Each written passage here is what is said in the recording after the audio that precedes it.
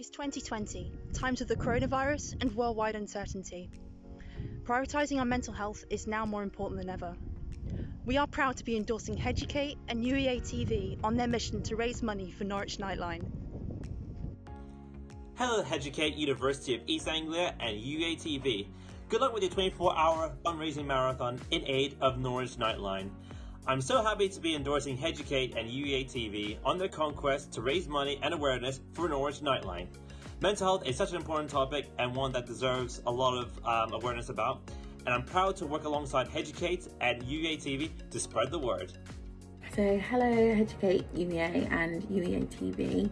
I am so happy to endorse both of these organisations for their fundraising for Norwich Nightline. Mental health is such an important topic and this is such a good way of spreading awareness about it. So good luck and all the best. Hello Educate, University of East Anglia and UEA TV. I am so happy to be endorsing you in your fundraising and awareness event for Norwich Nightline. Norwich Nightline is such an important service and they do incredible work.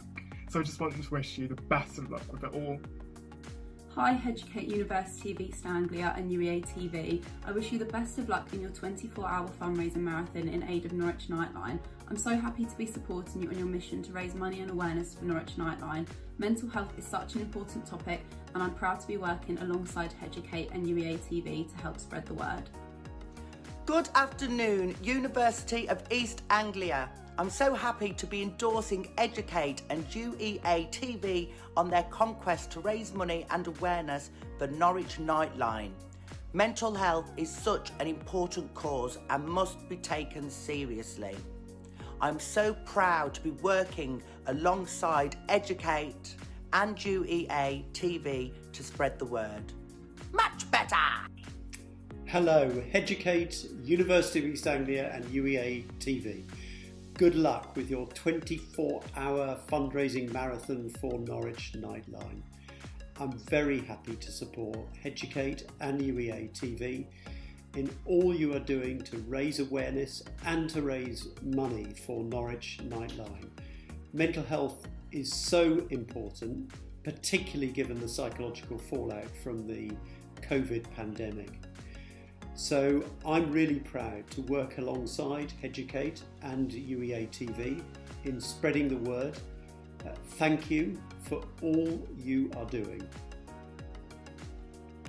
Congratulations to Educate and all the students of the University of East Anglia. What you're doing with this 24-hour marathon effort to raise money for Norwich Nightline is so important. Mental health is a vital topic, especially now.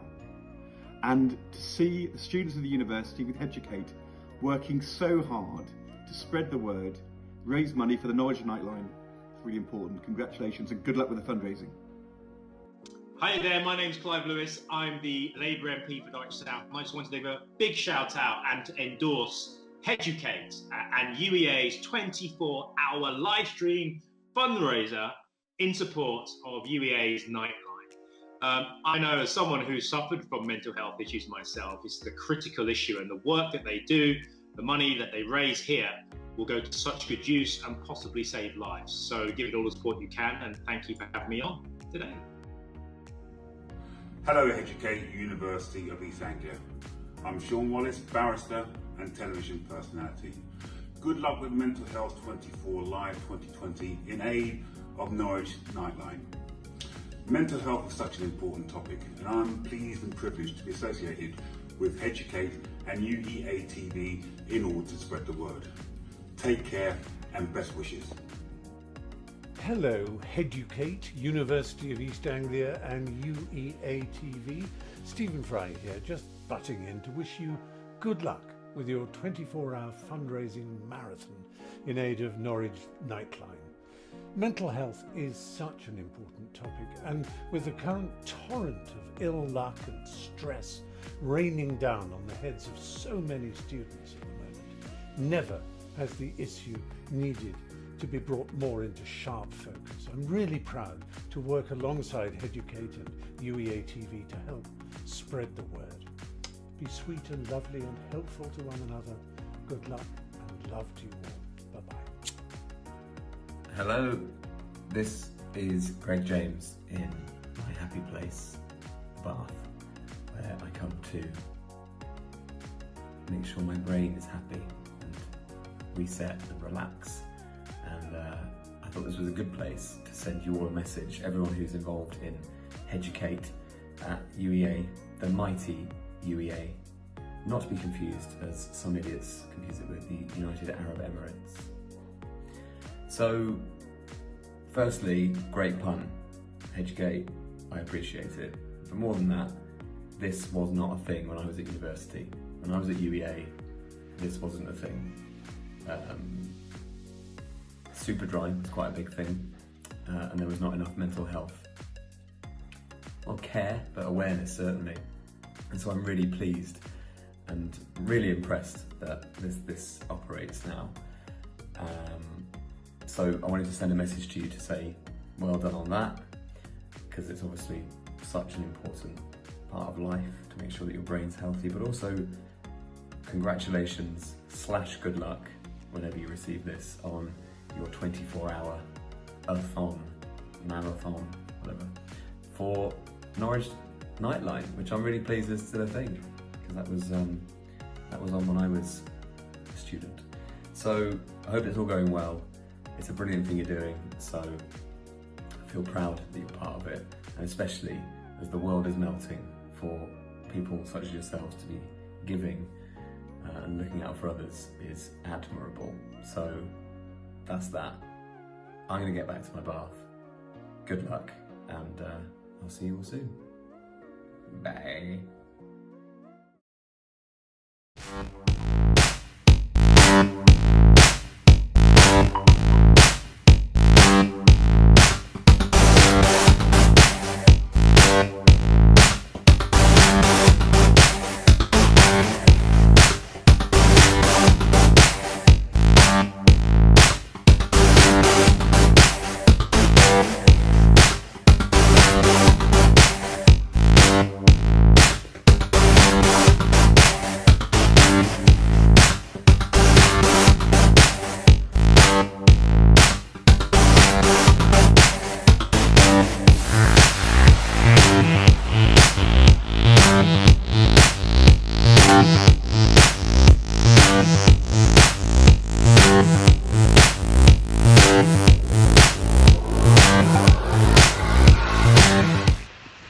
And we are live to the nation.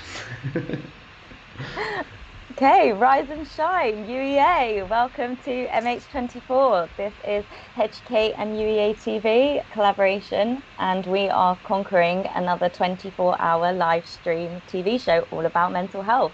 My name is Corey Selwyn, and I am president of Educate UEA and also deputy station manager at UEA TV. Hi, yeah, I'm Phil Stewart. Sorry, I'm also doing the division mixing. I'm Phil Stewart. I'm the station manager for UEA TV. And yeah, I'll be doing all the technical gubbins for most of this 24-hour extravaganza. This is the biggest thing I've done for UEA TV, and I'm very much excited, nervous as anything. So hopefully everything's going to go well. If it's not, just message me and I will see what I can do. But anyway, yes, gosh, where do we go from now, Tori? We've got some things we've got to do. We've got an amazing schedule lined up for the 24 hours, and we'll give you a little bit of a taster of what's going on. But you can also check the UEA TV social media. We've got Facebook, Instagram, Twitter. We're on all of them, and we posted a rough schedule of what's going on through the day. We're going to be talking to Jake, who's the external coordinator of Norwich Nightline, in about 5 minutes, and we're going to hear a little bit more about Norwich Nightline and essentially why we're fundraising for them. So we're raising awareness and fundraising for Norwich Nightline for this 24 hours for many reasons, and we'll hear a little bit more about it later. We're also really excited to be showing you an interview that we did with the Vice Chancellor of UEA, Professor David Richardson, about a month ago now, and that will be at 9:30, so make sure to tune in for that. And a little bit later, we've got a few more things. We had the UEA sports clubs have ganged together to create a Joe Wicks style workout, which we'll be inviting you to take part in at 10 o'clock this morning. So make sure to get all of your gym gears ready and get yourselves a bottle of water, because that's expect to be really good. We're going to be joined by a host of other students, staff, just everyone is going to be joining us for this today, and we're really excited to be finally live. It's been months and months of planning. I think I thought it was 3 months, but I think Phil 4 months probably. So just thank you to everyone that has gotten involved, and Norwich Nightline is an amazing cause. And so please remember, if you can, to donate as little or as much as possible. You can currently donate through the Norwich Nightline Student Union website. If you're a student, that's pretty easy. If you're a guest or staff member, you can still create a guest account, and it's pretty easy to donate as well. So yeah, that's kind of what we're here to do today. And we want to make sure that you can join in any ways that you want. So you can hashtag to get involved. So the hashtag is MH24 live. So make sure to tweet us, send us in any pictures of you watching. If you're taking part, make sure to tweet and share and let everyone know that this is going on. So yeah, thank you for joining us. It's all very exciting, isn't it? It's nerve-wracking, but I think we can do this. I think we're doing, we've got such a big packed lineup. 24 hours of content. I mean, we've got various things coming up, but obviously we've got things like discussion shows, debate, and all the rest of it. We've also got arts, which is where I like to come in with these things. We've got music, we've got paintings. What have we got? We've got spoken word performances. We've got short. Yeah, we've got live yoga. Well, yes, there's that. There's also short films and documentaries. There's all sorts of stuff lined up. But we've got yes, this is the game show quiz coming up. That's at 7 o'clock tonight. There is an awful lot. So with no further ado, I think it's now we're going to talk to Jake at 10 past. I think that is the schedule. Yes, that's great. Good. I'm just nervous because I want to make sure I'm done all the tech stuff right. So at 10 past, we'll go straight over to talk to Jake about Norwich Nightline, and he'll tell us about exactly what the service does. I hope. So yeah, I'm very, very much looking forward to this. This is all a bit exciting, but I'm so nervous. So if I ramble incoherently, I do apologise now. But there we go. Fortunately, I'm not going to be on screen as much as the others, but I will be here occasionally to just ramble incoherently and make some stupid comments. Nope. That's okay. We can all just take a deep breath and take a deep breath and calm down. And rambling's all right. Rambling's all right for a little bit. But we're all here for a really important cause, and we're all talking about mental health today. So I guess that kind of fits in, taking in some deep breathing techniques. And so throughout the 24 hours, we'll also be sharing our own tips on mental health, and we'll also be talking about the supports that are available at UEA and also kind of locally in Norwich. For those that don't know, we are here in Norwich, in Norfolk, at University of East Anglia. But everyone is welcome to join us. We have run events that have reached worldwide at Educate and UEA TV this year. So get involved, share the stream, and share the love. And yeah, we are talking about Norwich Nightline today, and it was a little bit of a rocky start at the beginning of term, but they are open, and I'm sure we'll hear a little bit more about this from Jake. we can we can bring Jake on right now. Let's do that. Okay, and welcome, Jake. Thank you very much for having me. Thank you very much for having me. Hi, I'm Jake. I'm the external coordinator for Norwich Nightline. So broadly speaking, that's kind of like being a president. It's just the Nightline equivalent, really. I'm in charge of external relations and also general strategy. Just so people know what that means. Just so people know what that means. Yeah. So I mean, must have been crazy couple of months for you. Yeah, it has. It's been going on since March. We've been trying to get us open for I think it was 6 months before we opened. So it's nice to see the service finally operating. So for those that don't know, if I'm just a newbie and I don't know what the hell Norwich Nightline or Nightline is, could you tell us Could you tell us, what you do? Yeah, of course. So Nightline is a volunteer-run, student-run listening service. So usually that would be a combination of contact methods, phone, Skype, drop in, email. At the moment we're down to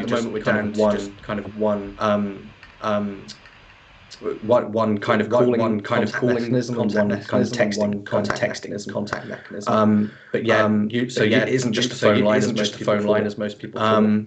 And basically we just listen to people and help guide them through whatever it is they're going through. Anyone can come to us with any problem. Nothing is too big or too small. I don't know, someone could call up and talk to us about how much they hate Donald Trump, or love Donald Trump, or they could call us up and talk about suicidal thoughts they might be having, or sexual assault. We are trained on all of these. So we're just there basically to help people explore their thoughts and to help them get through a night, basically. That's great to hear. You've been part of Nightline for quite a while. I guess you've seen it in many different eras. And now is very special, different era we're living in. Yes, very special indeed. It's not the first crisis that's been through during my time on committee. Unfortunately, I've been around. This is my fifth year in Nightline. And it's just so rewarding. It's great. It's great. But it's challenging. And I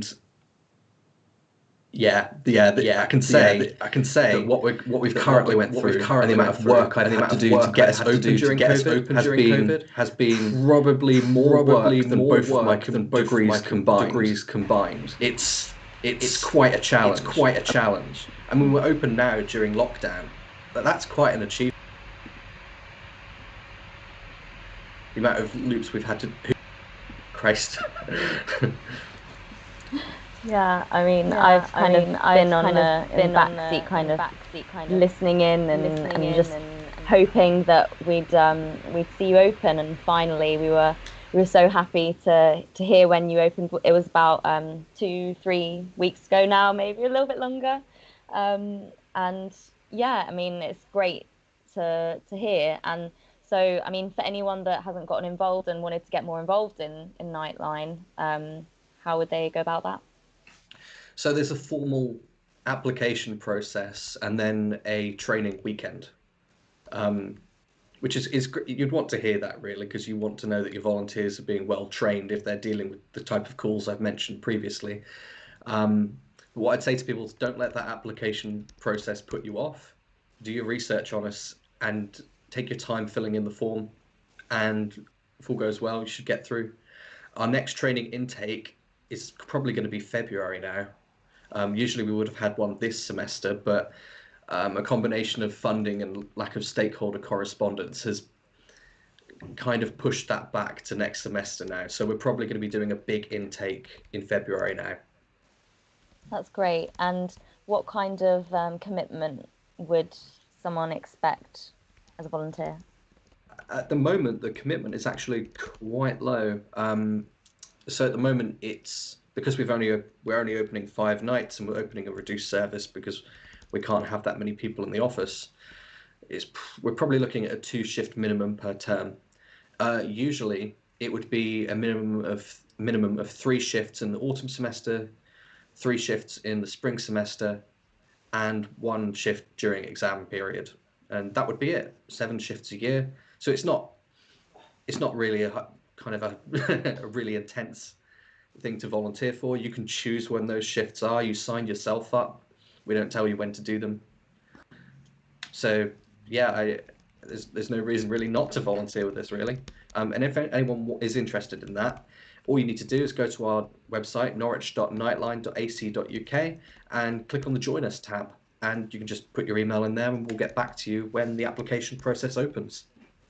That's amazing. Thank you. I didn't even realize it was like, you don't really need to even do that many shifts in a year. So it's like you still get to be part of like the most amazing service, and you must have loads of people that help out with it. So it's amazing to kind of know that there's so many. I think are they invisible heroes among us, invisible superheroes?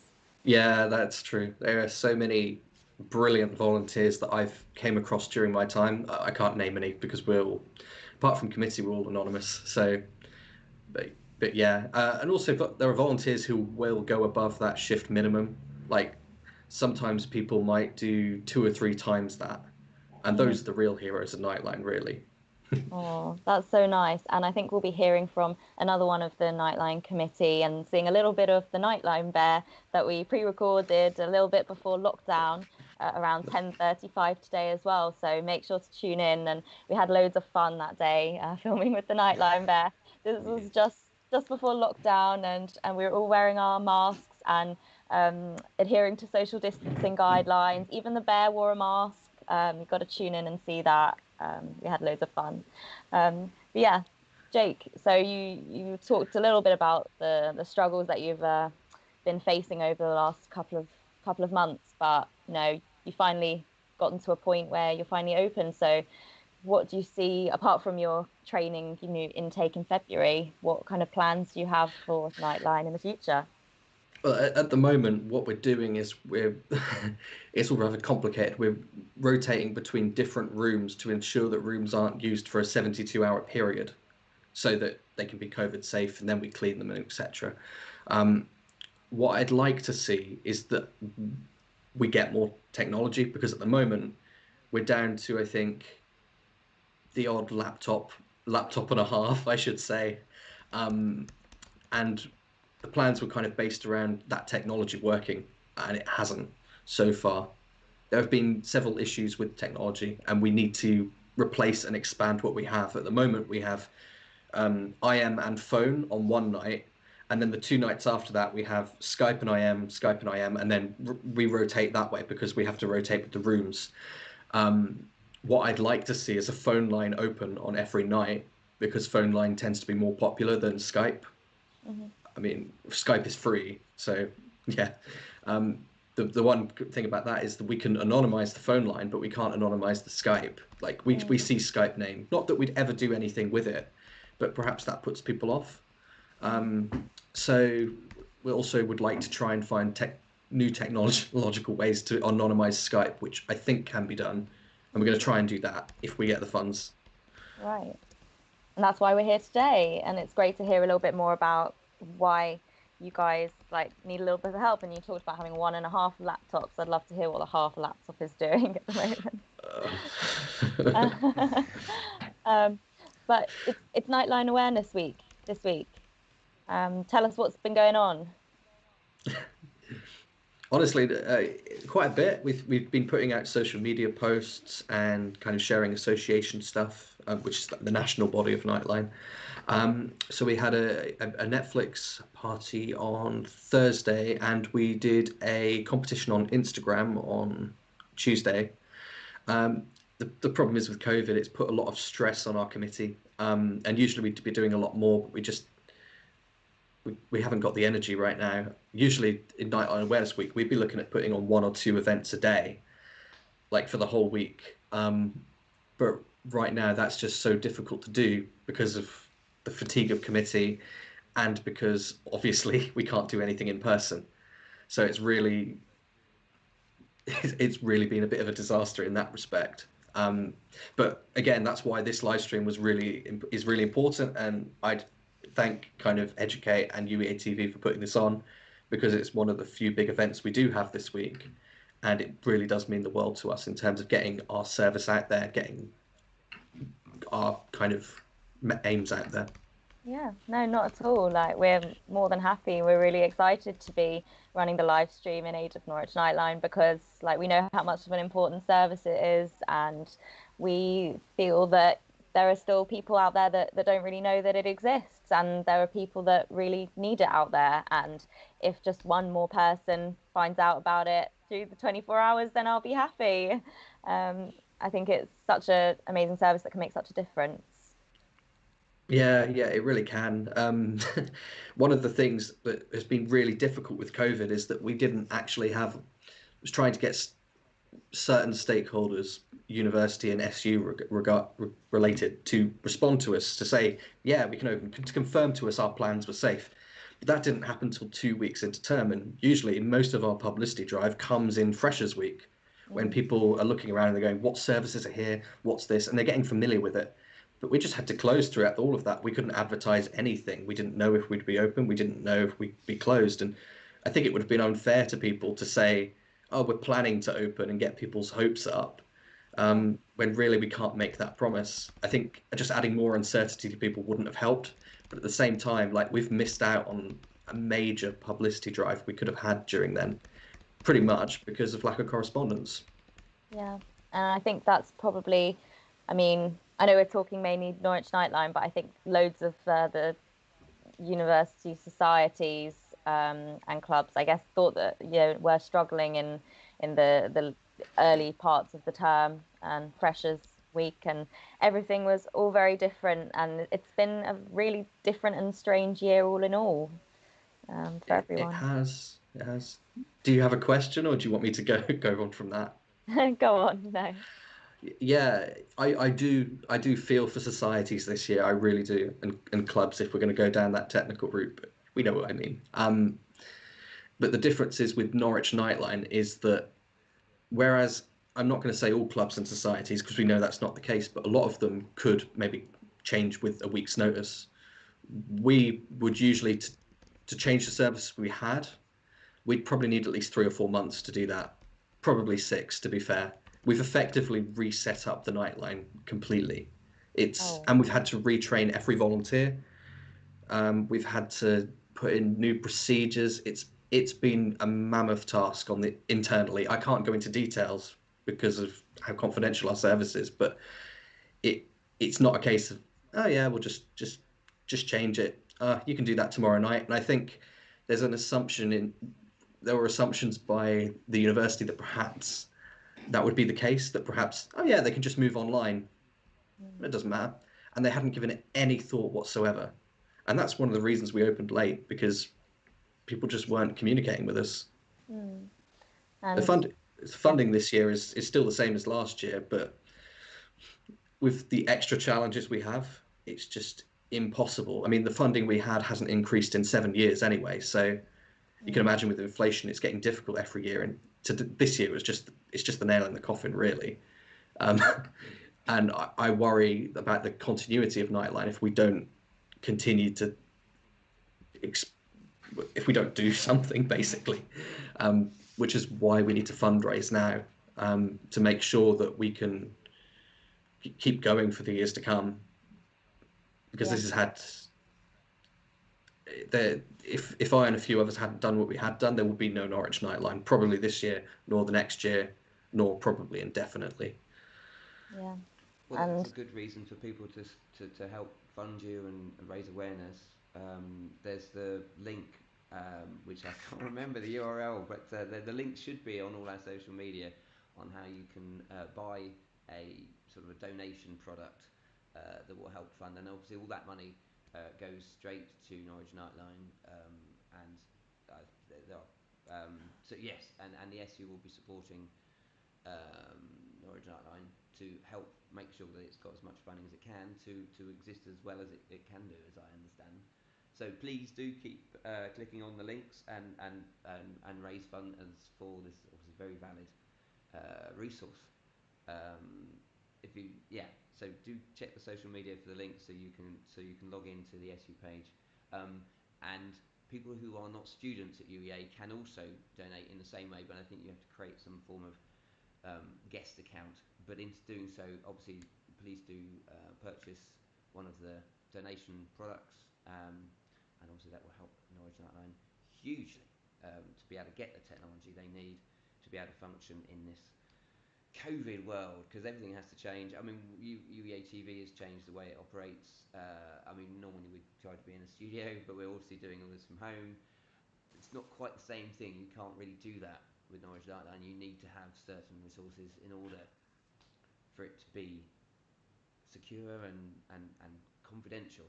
I don't know if you can go into much detail about that, but that's my understanding. So it's like you say, it's not as easy as, oh, just do it at home, because of certain confidential amounts, and those things are absolutely so essential to the way the Norwich Nightline works.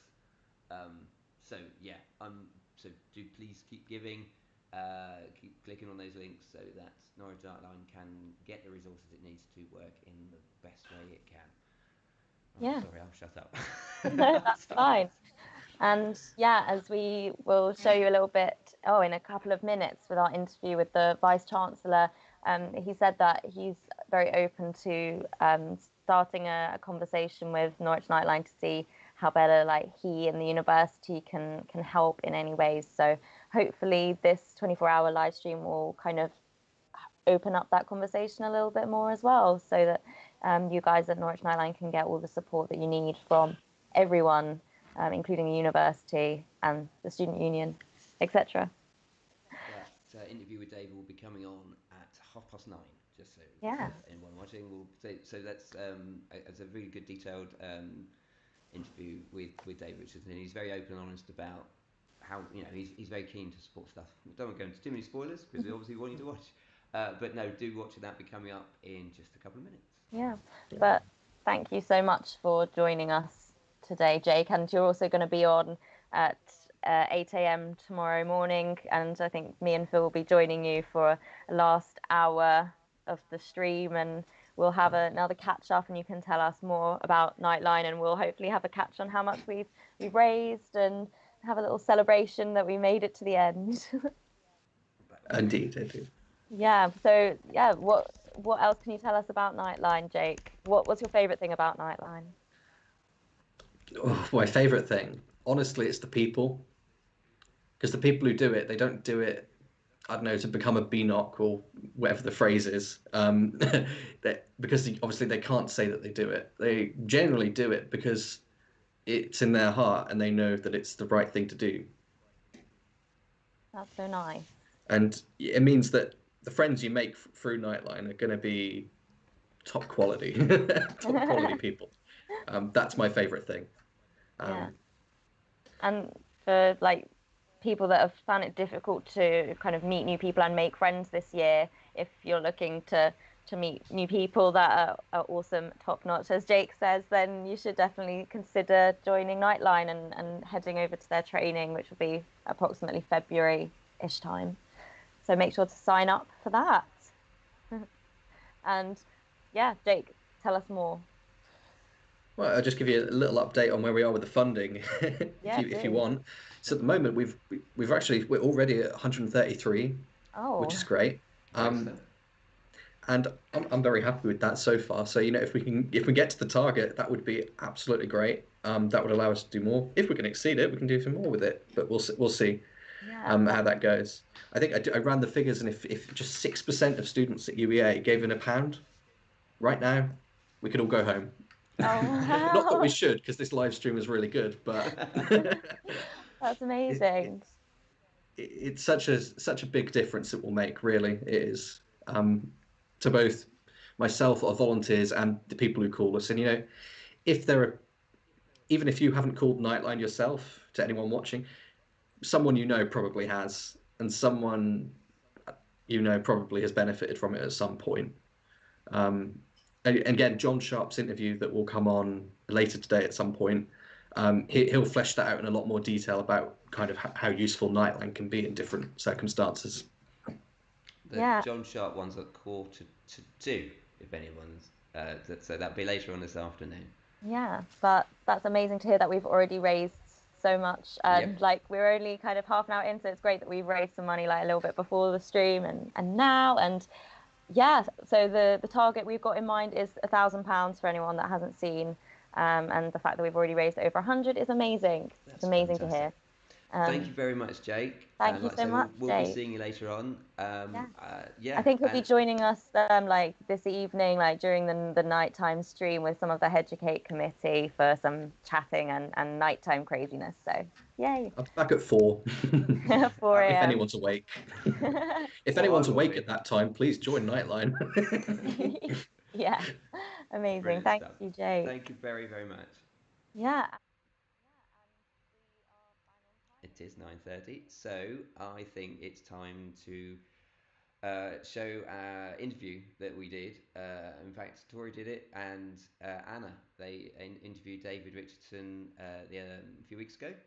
And yeah, we're gonna play that now, and it's about half an hour, but it's very good. So we'll see you all in about half an hour.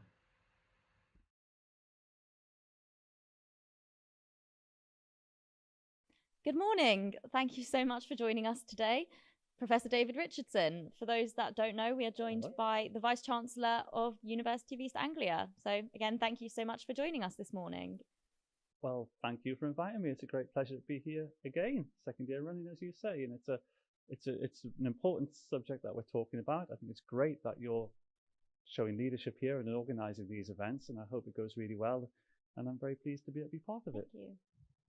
So, as a first question, what has COVID-19 showed you about the importance of mental health? Well, I think COVID-19 is having a huge impact on people's mental health and well-being. And actually, it's impacting people who perhaps previously had not really experienced mental health issues.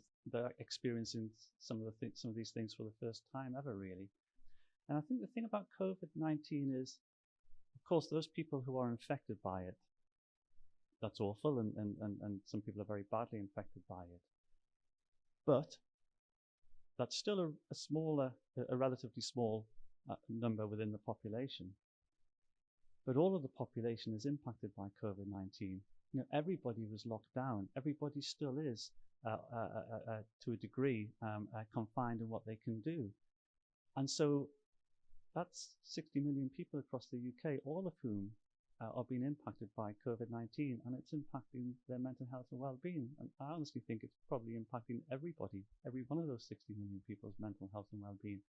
I'll be very open with you. I know it's impacted mine.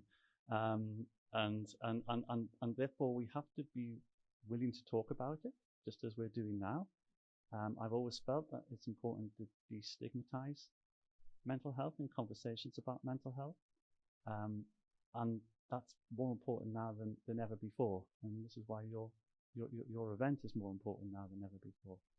Everybody's feeling something, and we need to help people to understand what they're feeling and how to work through that.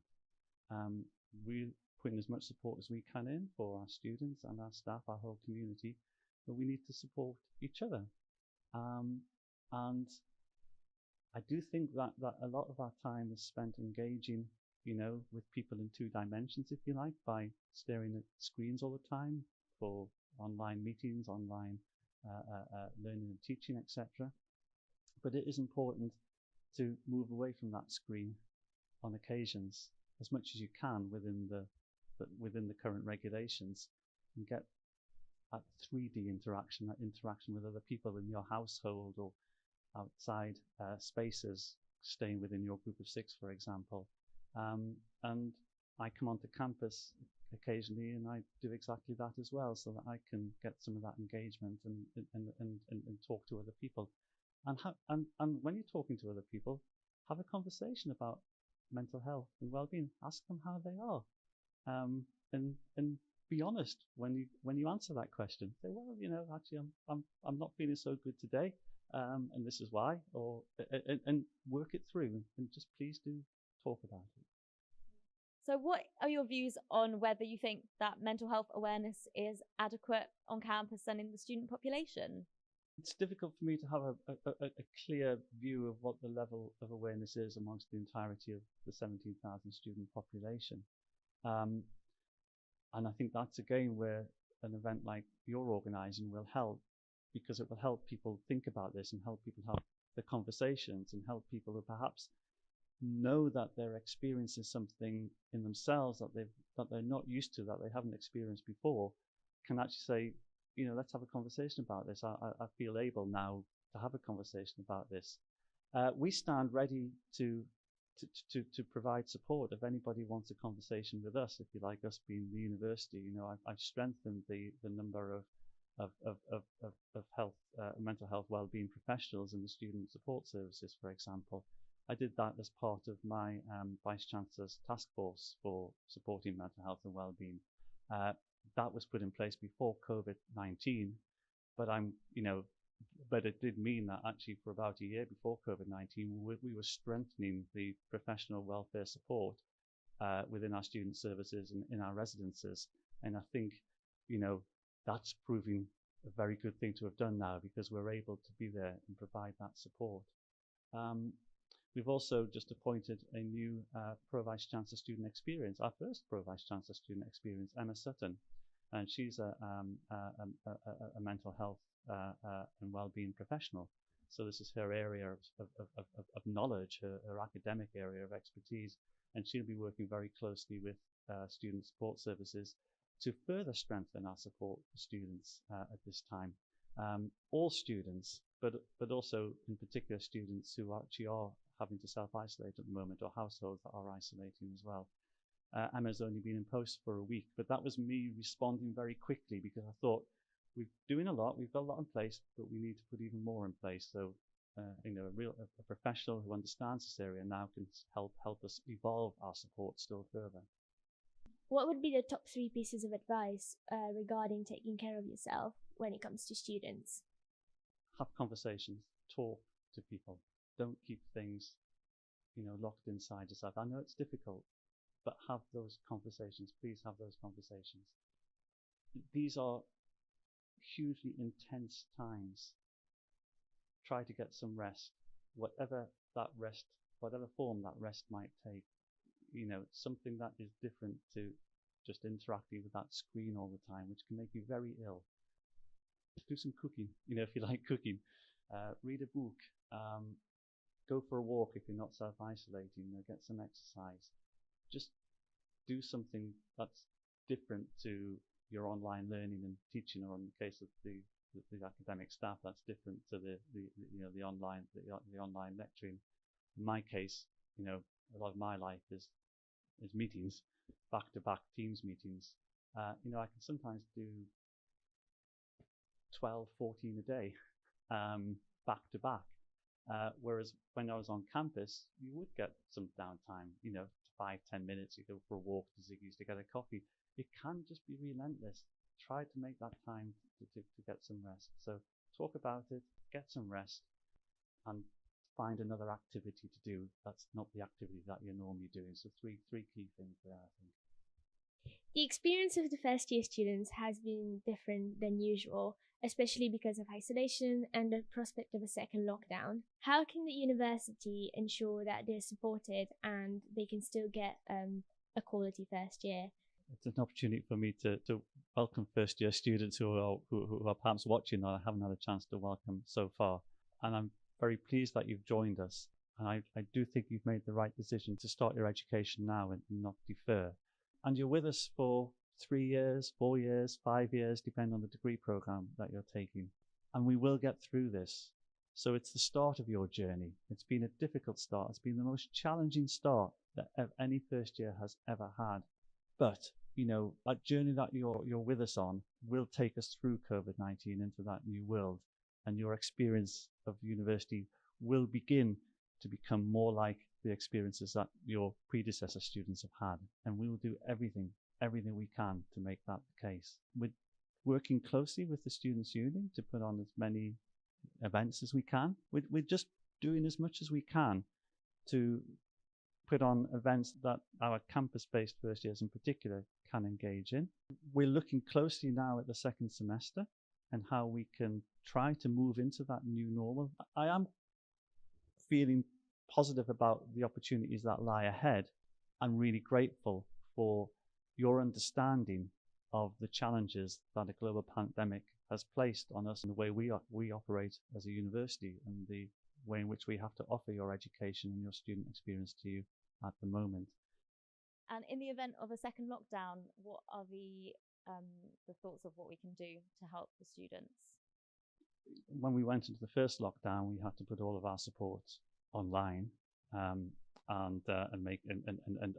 help students understand how still to access that sort of student service support online. Actually, that's gone very well, and we've had good engagement with that. There isn't a waiting list as such to be seen online. If you need to have a conversation with somebody, please go online onto the Student Services site and let us know, and we'll have that conversation. We've got 24/7 support, because you never know when you want to have that conversation. and that's come about through the investments that we made through the Vice Chancellor's Mental Health and Wellbeing Task Force. So we're there for you all the time. COVID-19, the impact of COVID-19 is going to be with us for many, many months. And so with the appointment of the new Pro-Vice Chancellor student experience, we're strengthening still further the resource that we're committing to that area. Now, we have to move very quickly, but with Emma, the new Pro-Vice Chancellor student experience, being a mental health and wellbeing professional, she'll immediately, she is doing it now as I speak, effectively working closely with student support services, looking at what more we can do, looking at where there might be some gaps that we need to fill to make sure that we're doing as much as possible to provide support now, but also be able to provide strength and support, whatever lies ahead of us, but certainly in the event of another lockdown. Following our Mind and Melanin 3.0 Black and Ethnic Minorities Mental Health panel discussion that we had a few weeks ago, there were some concerns raised over diversity on campus. What is your opinion on this, and what we could maybe do to help with diversity and also access to mental health services for these communities? I actually have two task forces that I lead. One is, as we've talked about already, the Vice Chancellor's Mental Health and Wellbeing Task Force. And the other task force I head up is the Vice Chancellor's Tackling Racism Task Force. At a national level, I'm actually chairing a group on behalf of all 140 or so universities that is producing advice for universities as to how to tackle racial harassment. It's the Universities UK Tackling Racial Harassment Group. I'm the chair of that group, and I've got on it representatives, student representatives, but representatives also from all sorts of different sectors and experts. Self-evidently, I don't have the lived experience of racism or racial harassment, but I acknowledge that this institution that I'm so proud to lead suffers from institutional and systemic racism. And that is something I am most certainly not proud of, but it's something I'm determined to address. That needs to be addressed at all sorts of levels. But it leads to students who are from Black, Asian, minority ethnic background. It means that they are having experiences which are impacting on their mental health and well-being, and ultimately, therefore, their performance, degree attainment. That's embedded into our curricula in part. So we are having huge programs now across the university in all subject areas aimed at decolonising the curricula and making curricula more inclusive and representative. But it goes beyond that. The systemic issue that we have in the university is also reflected in the diversity of our staff. In the context of mental health and well-being, with the support that we provide there in the student services, to a degree, historically, when we were providing that support physically and we needed staff on campus, we were restricted by the profile of our region in terms of the demographic of our region, etc. But now, when we can do it online, I can recruit staff to provide support for students from all over the world. So I think there's opportunity there, and I want to grab that opportunity. So working with human resource, we're going to really have a really proactive initiative around that staff diversification. Hopefully that we'll start to see some real change on that front as well. What do you remember of your own time at university and the mental health support that was there all those years ago? I went to Keele University because I wanted to go to a campus university that was a very supportive environment. It wasn't my first choice university. My first choice university was the University of East Anglia, but they rejected me. So I went to Keele University, and then in that curious way that life does this, came back to UEA and became its leader, its vice chancellor. So it's quite an interesting story there. But I knew when I went to university that I needed to be in a campus university that had a very supportive environment. I knew that I had particular vulnerabilities, and that's why I chose that sort of university rather than perhaps a more sprawling big city campus university where I don't think I would have coped very well. That's why I looked at UEA. That's why I looked at Keele, and I found that community that I was part of, very supportive. It's what I needed at a time when I had no confidence at all in my own ability.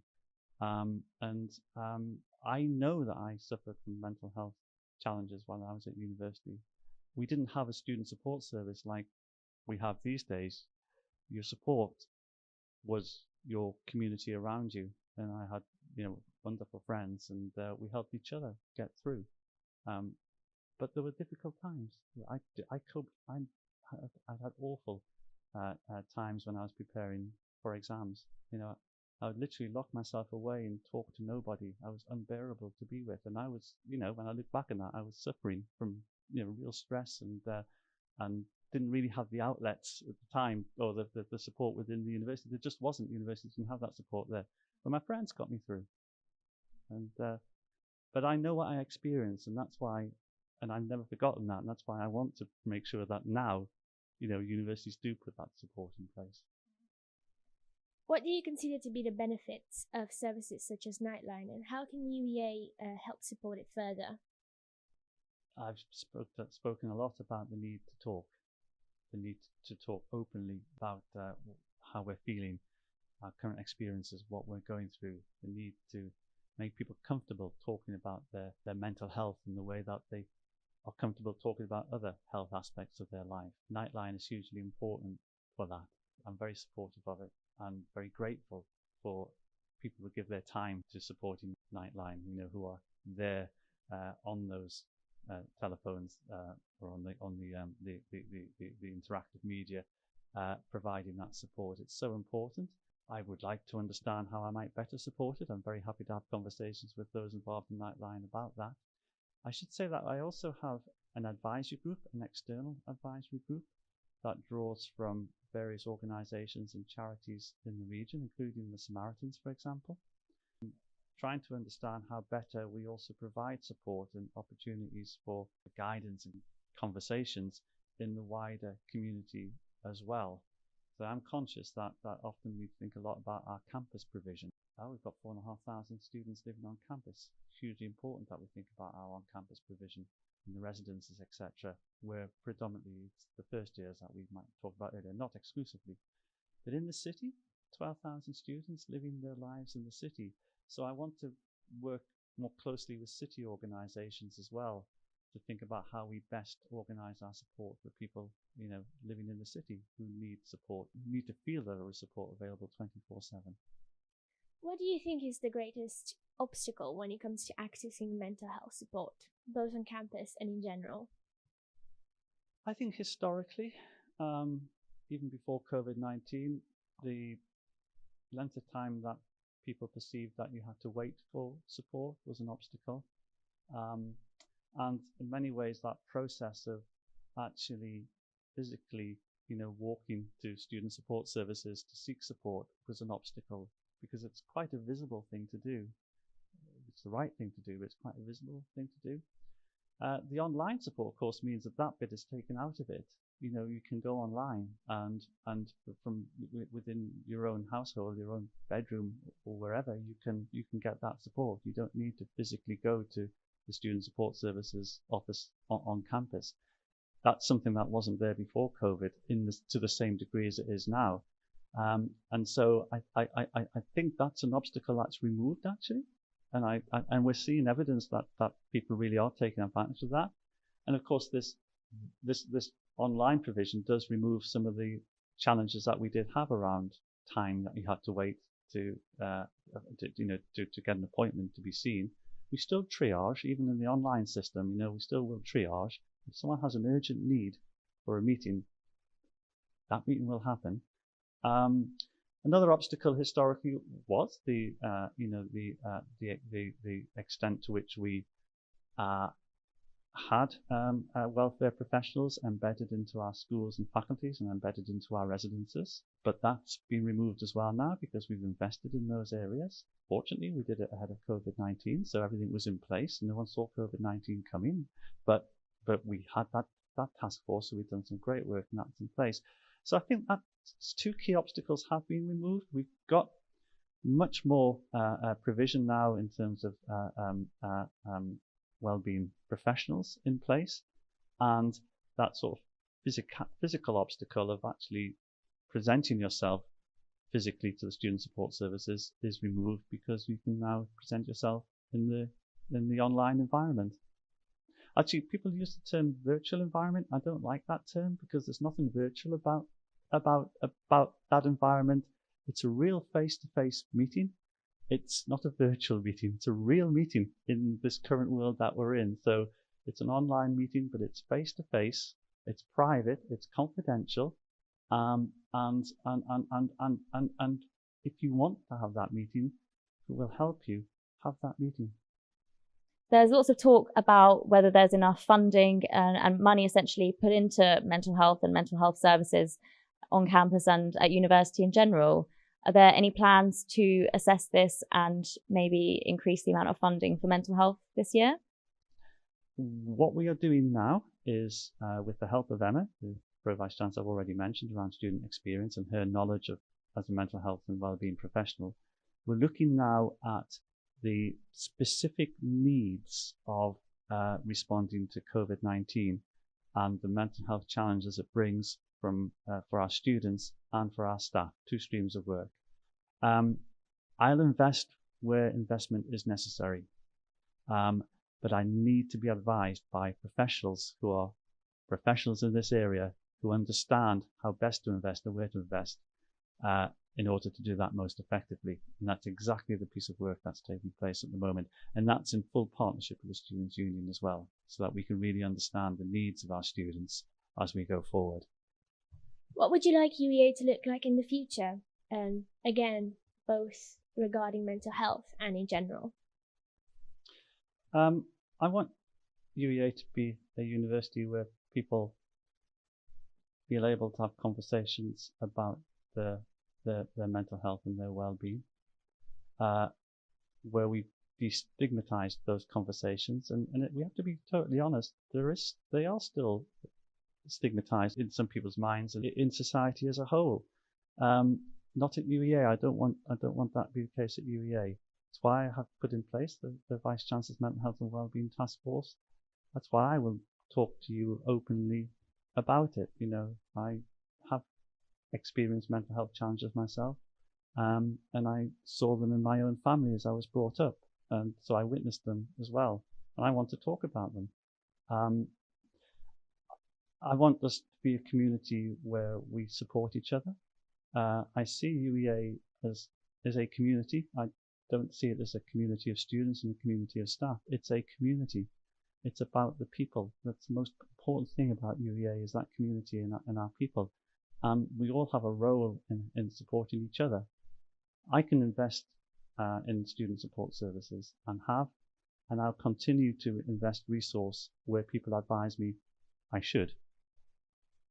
But that's still a tiny tip of the iceberg compared to our greatest resource, which is the 23,000 people we have at UEA who can help each other. Thank you so much for joining us today. It's been really great to speak to you again, second year running, and hope that maybe we'll see you again in a year's time. Well, thank you both very much.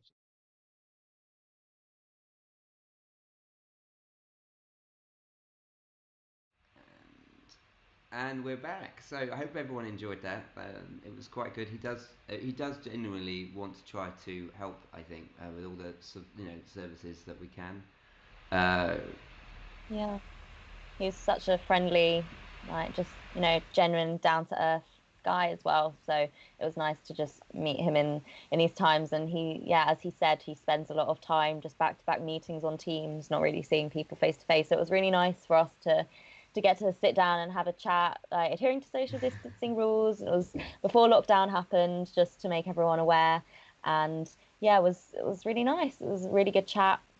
And this is the second time we've interviewed him, the second 24-hour live stream. So we had a little joke at the end that maybe we'll catch up with him in a year's time, but hopefully it will be a little bit sooner than that. Okay, so coming up next, we've got a little treat that was done by the Angels, I think they're called, are they not?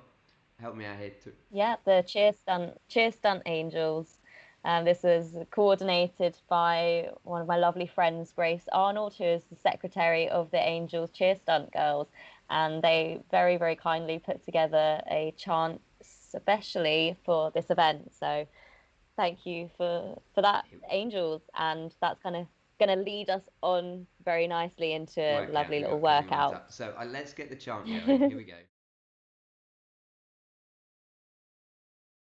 5, 6, 7, 8. UEA Angels, the best of the best. Coming to life, will put you to the test. Up and quick. 5, 6, 7, 8. 1, 2, 3, 4, 5, 6, 7, 4, 5. And that was all very good. I so love it when they do those sorts of things. When one of the things that MH24 I think has done is brought a lot of the societies together, and the clubs and societies that are at UEA, and obviously the Angels were just one of the, I think, 45 different clubs and societies involved. Might even be more than that. I lost count after a certain number. So for one of my favourite things is the bit that's about to come up, which is when I say my favourite thing, I would like to point out that it's my favourite thing that it's been put together. Personally, I get exhausted just watching it, but I would hope everybody here, it's first thing in the morning, you want to get going and excited, and particularly during lockdown, you don't get a lot of exercise. So just like Mr. Joe Wicks did during lockdown, we've got our own version put together, a little workout video put together by 15 of the UEA clubs, put together by UEA Sport. So yeah, yes. If everybody's all excited and raring to go, no, really, no. Yeah, I mean. I'm nearly there. I'm nearly at that point where I'm ready for the workout. It's really lovely to see like that everyone got together and took part, and as you'll see, there's like a range of the different clubs from all the different sports, and so it's really important that we spread the word about the importance of mental health, not only just like in our personal circles, but also within the sports societies and everything like that, because this is where, like, you know, we make our friendships, and this is where we build ourselves as people, and it's important that we can talk about the important things in life like mental health, because it's not talked about enough. And yeah, we're so excited to have this, our own little special version of Joe Wicks kind of workout. So each of the sports will be doing a different kind of exercise each, so you know, there'll be kind of a little gap in between each for you to like catch your breath and get a drink of water, but it's about like a minute to 2 minutes per exercise or per sport. So you know, there's a few different things for you to try, but if you can't do them like all completely exactly how they're being shown, like don't worry about it, like do kind of your own little version, do it as best you can. Some of the sports clubs have given you like an alternative if you want something a little bit simpler. I mean, some of these are quite complicated, so don't worry if you can't do them. There was one where you've got to roll over backwards, and I'm thinking, no, I can't do that. But it's fine, as long as you're doing something, I think is the important bit. Yeah, and make sure you've got a little bit of space around you, so you're not bumping into anything and knocking anything off the table or smashing anything. That would just be my little bit of advice as well. Give yourself a little bit of space. So yeah, everybody number up in about, you got about 30 seconds before the workout starts. It's quite, there is quite a lot.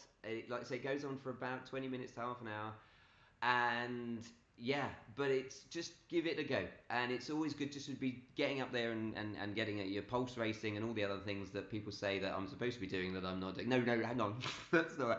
No, we should. Honestly, it's really good to be doing exercise. I can't believe I'm saying that. So off we go.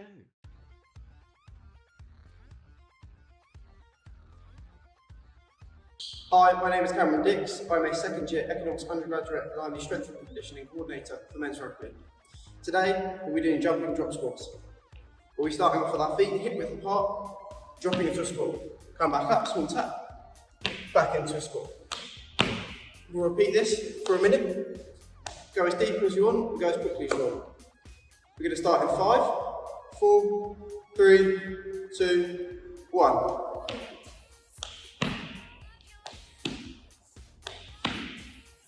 You can use your arms to balance yourself however you like.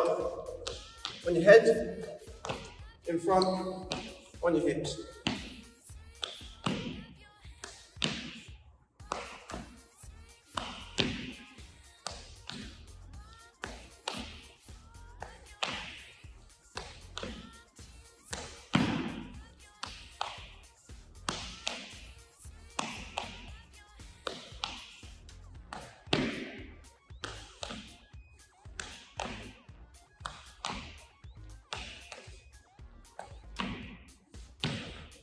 good work. That's all from me. Thanks from me, thanks from Men's Rugby. Make sure to donate to the Nightline and enjoy your next workout. Good morning and hello MH24 viewers. My name is Becky and I am in my 4th year at UEA. I am currently in my 3rd year studying physical education, sport and health, and I am the current president of Cheerleading Stunt 2020 to 2021. And today I'm going to show you an exercise that we're going to do as part of our exercise. It's called tuck jump rollbacks, and I'm just going to demonstrate it to you now and then explain it briefly to you.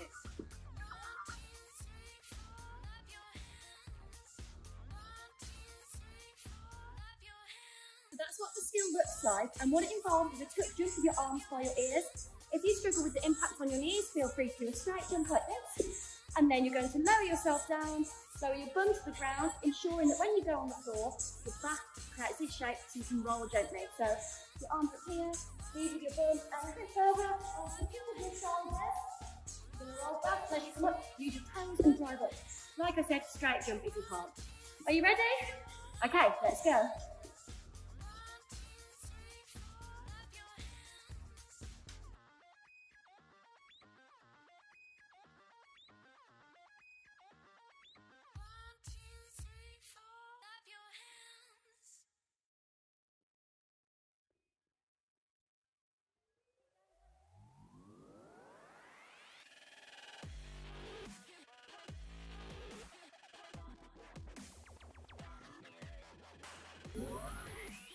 Good morning and hello MH24 viewers. I'm Rosa, I'm a 2nd year English Lit and Creative Writing student.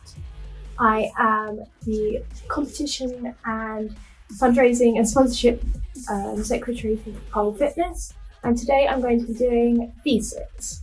Very simple, we're going to be doing just a simple movement. We do it for 1 minute.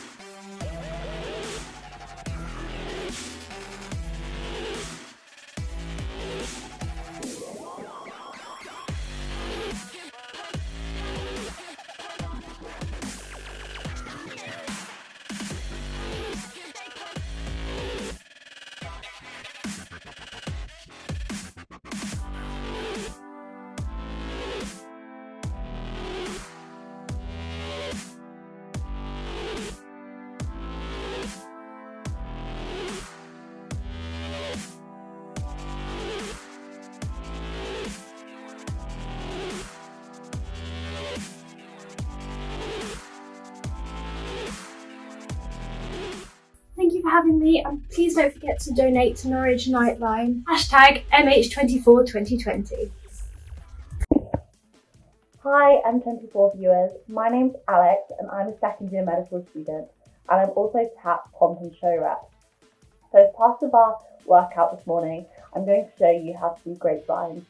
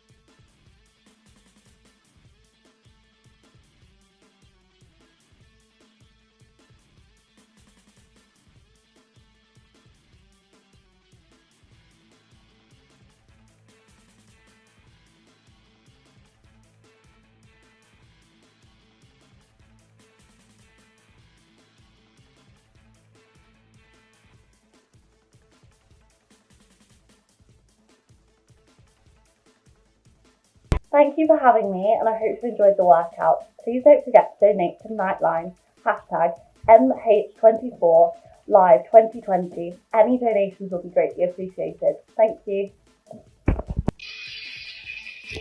Good morning, MH24 viewers. My name is Emily Smith. I'm a master's student, and I'm UEA Kayak's Equality and Diversity Officer and Union Council Rep. Our exercise is going to be commandos with shoulder taps. So you're going to start in a forearm plank, push up onto your hands, tap each shoulder and go back down into a plank and repeat. So starting in a high plank, down to a forearm plank, up, tap, tap, and back down. Try to keep your hips as still as possible and engaging your core and your arms.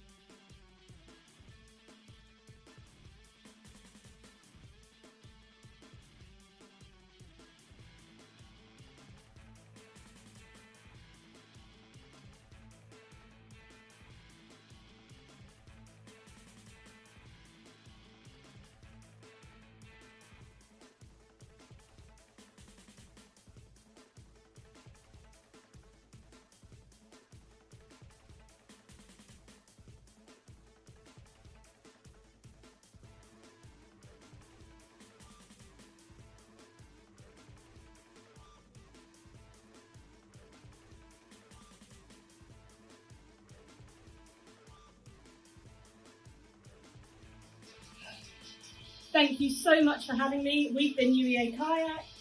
Please remember to donate to Norwich Nightline. It's a great cause. And thank you for watching MH24 live today. Have a great day. We've been UEA Kayak. Good morning, MH24 viewers. I'm Ella and I'm Raph.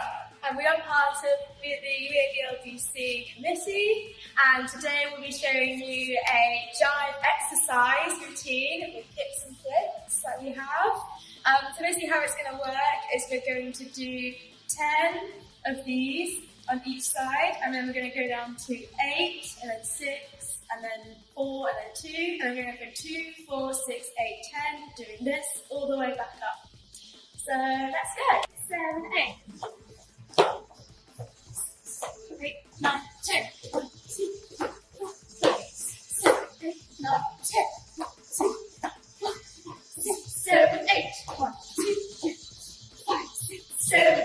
1, 2, 3, 4, 5, 6. 2, 3, 4, 5, 6. 1, 2, 3, 4. 1, 2, 3, 4. 1, 2, 1, 2, 1, 2, 3, 4. 1, 2, 3, 4. 1, 2, 3, 4, 5, 6. 1, 2, 3, 4, 5, 6. 1, 2, 3, 4, 5, 6, 7, 8. 1, 2, 3, 4, 5, 6, 7, 8.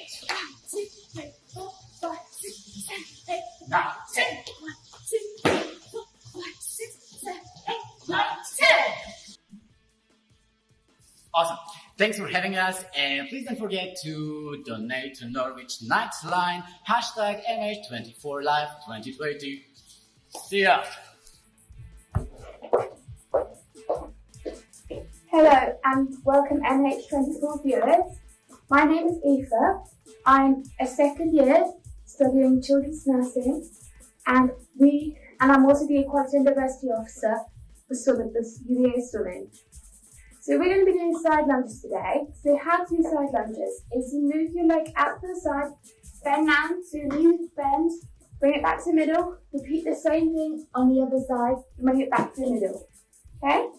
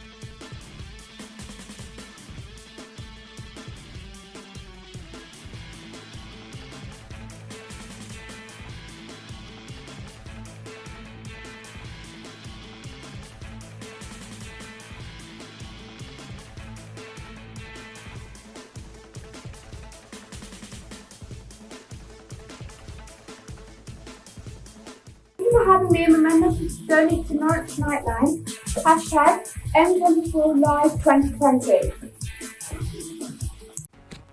Good morning and hello MH24 viewers. My name is Poppy and I'm a master's student studying international development and I'm secretary for cheer dance. Today we're going to be doing leg raises, so lie flat on the ground, raising both legs at the same time without your feet touching the floor.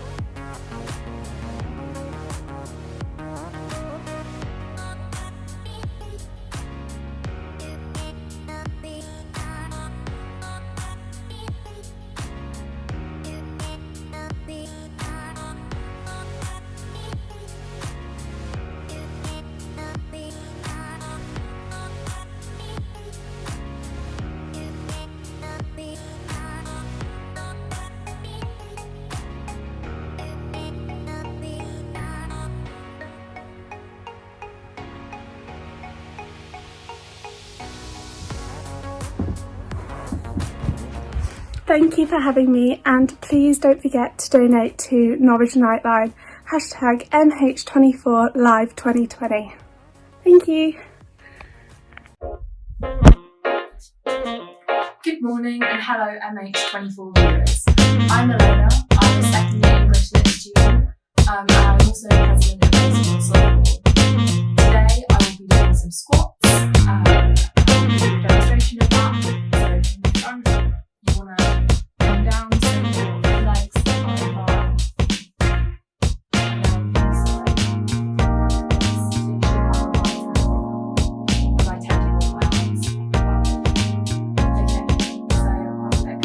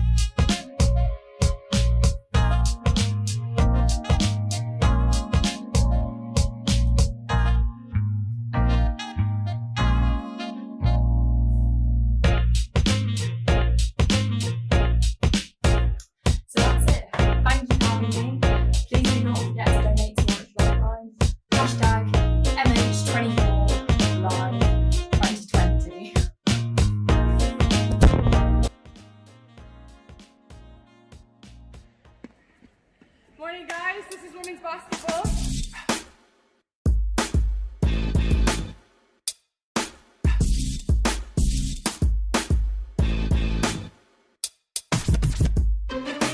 Let's do it.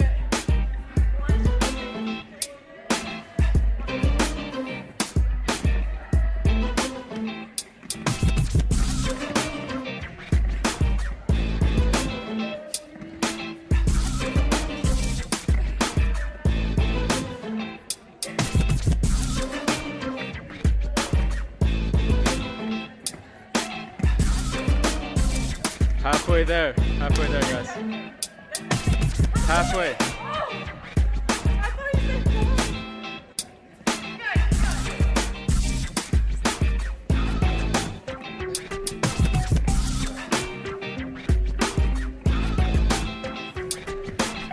10 seconds left. Keep going.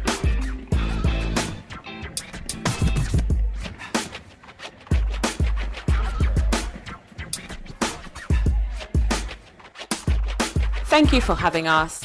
Please don't forget to donate to Norwich Nightline, hashtag MH24Live2020. Hi Hi MH24 viewers, my name's Liv, I'm the captain of the women's first team lacrosse and in my final year studying politics. Today I'm going to show you how to do a side plank. Planks are great because they hit your full body as well as really strengthening your obliques. It's really important to keep lateral stability and overall core strength.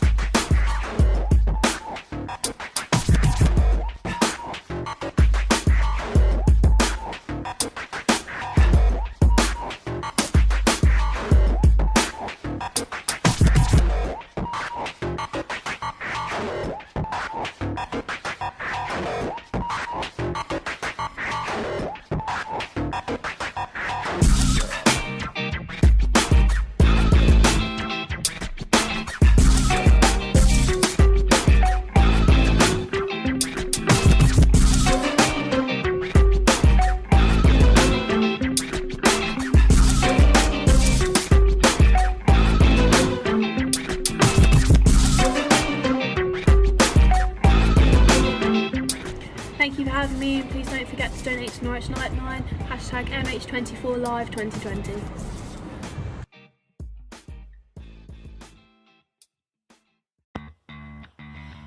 Hello and good morning MH24 viewers. My name is Marcus, I'm the trip secretary for the surf club. Today we're going to be doing surfers burpees. They're a bit like ordinary burpees but with a twist. So we're going to start off on the ground with all 4 points of contact like this, and then you tend to pop up like you're going onto a surfboard, like this.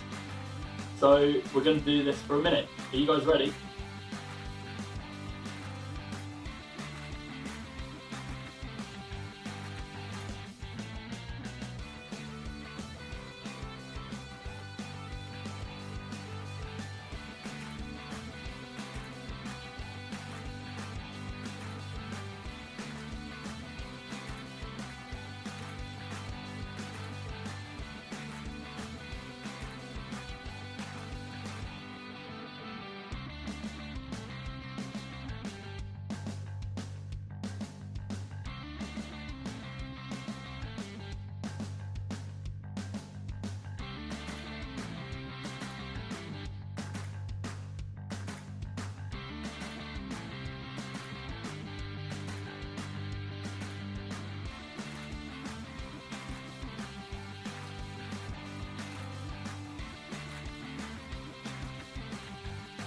Thank you for having me, and don't forget to donate to Norwich Nightline. Good morning, hello MH24 viewers. I'm Milo, I do international development, I'm a second year and I am cricket club sec. Today we're going to be doing the 22-yard dash. It's really simple, it's just mark out 2 points 22 yards apart and run between them. Here is Alex, our first team captain, showing us how it's done.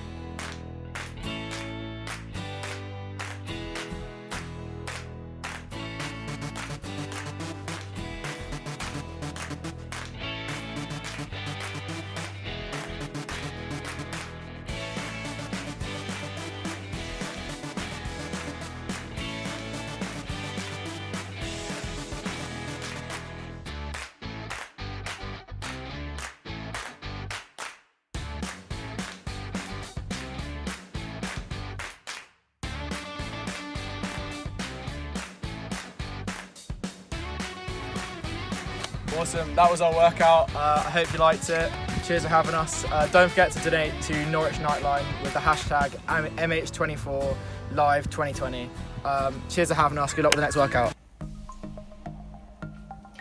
Hi MH24 viewers, my name's Emma. I'm in my 3rd year of English Literature and Creative Writing, and I'm also president for UEA Ballet. I'm going to be showing you how to do a plank. Basically, you're just resting on your forearms, on your toes. You want to hold it for around 30 seconds to a minute, really squeezing your abs and keeping your back nice and straight. Let's give it a go.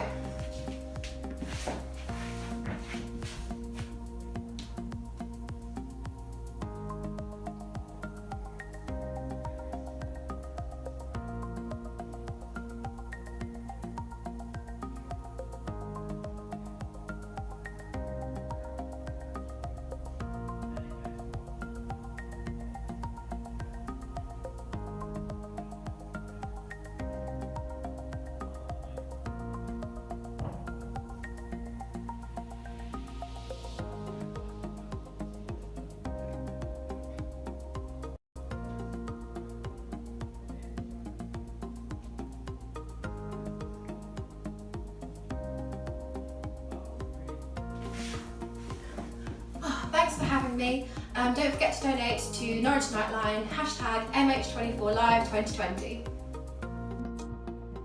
Good morning and hello MH24 viewers. I am Lucy, a second year chemistry student and the president of yoga. I also teach Monday yoga classes. I will be showing you how to do a plank and how to warm up and cool down for it correctly. So we're going to start on our hands and knees. And to help warm up the wrists for our plank, whether or not we are going onto our elbows or shoulders, we're just going to start to roll over, shifting our weight across our wrists. Making sure to go in both directions to help evenly distribute weight.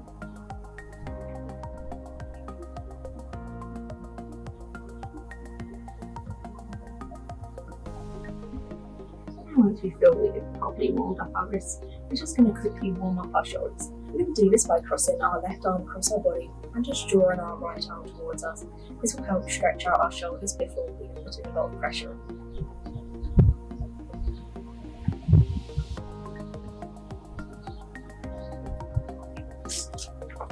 And we want to make sure to do it on the other side too.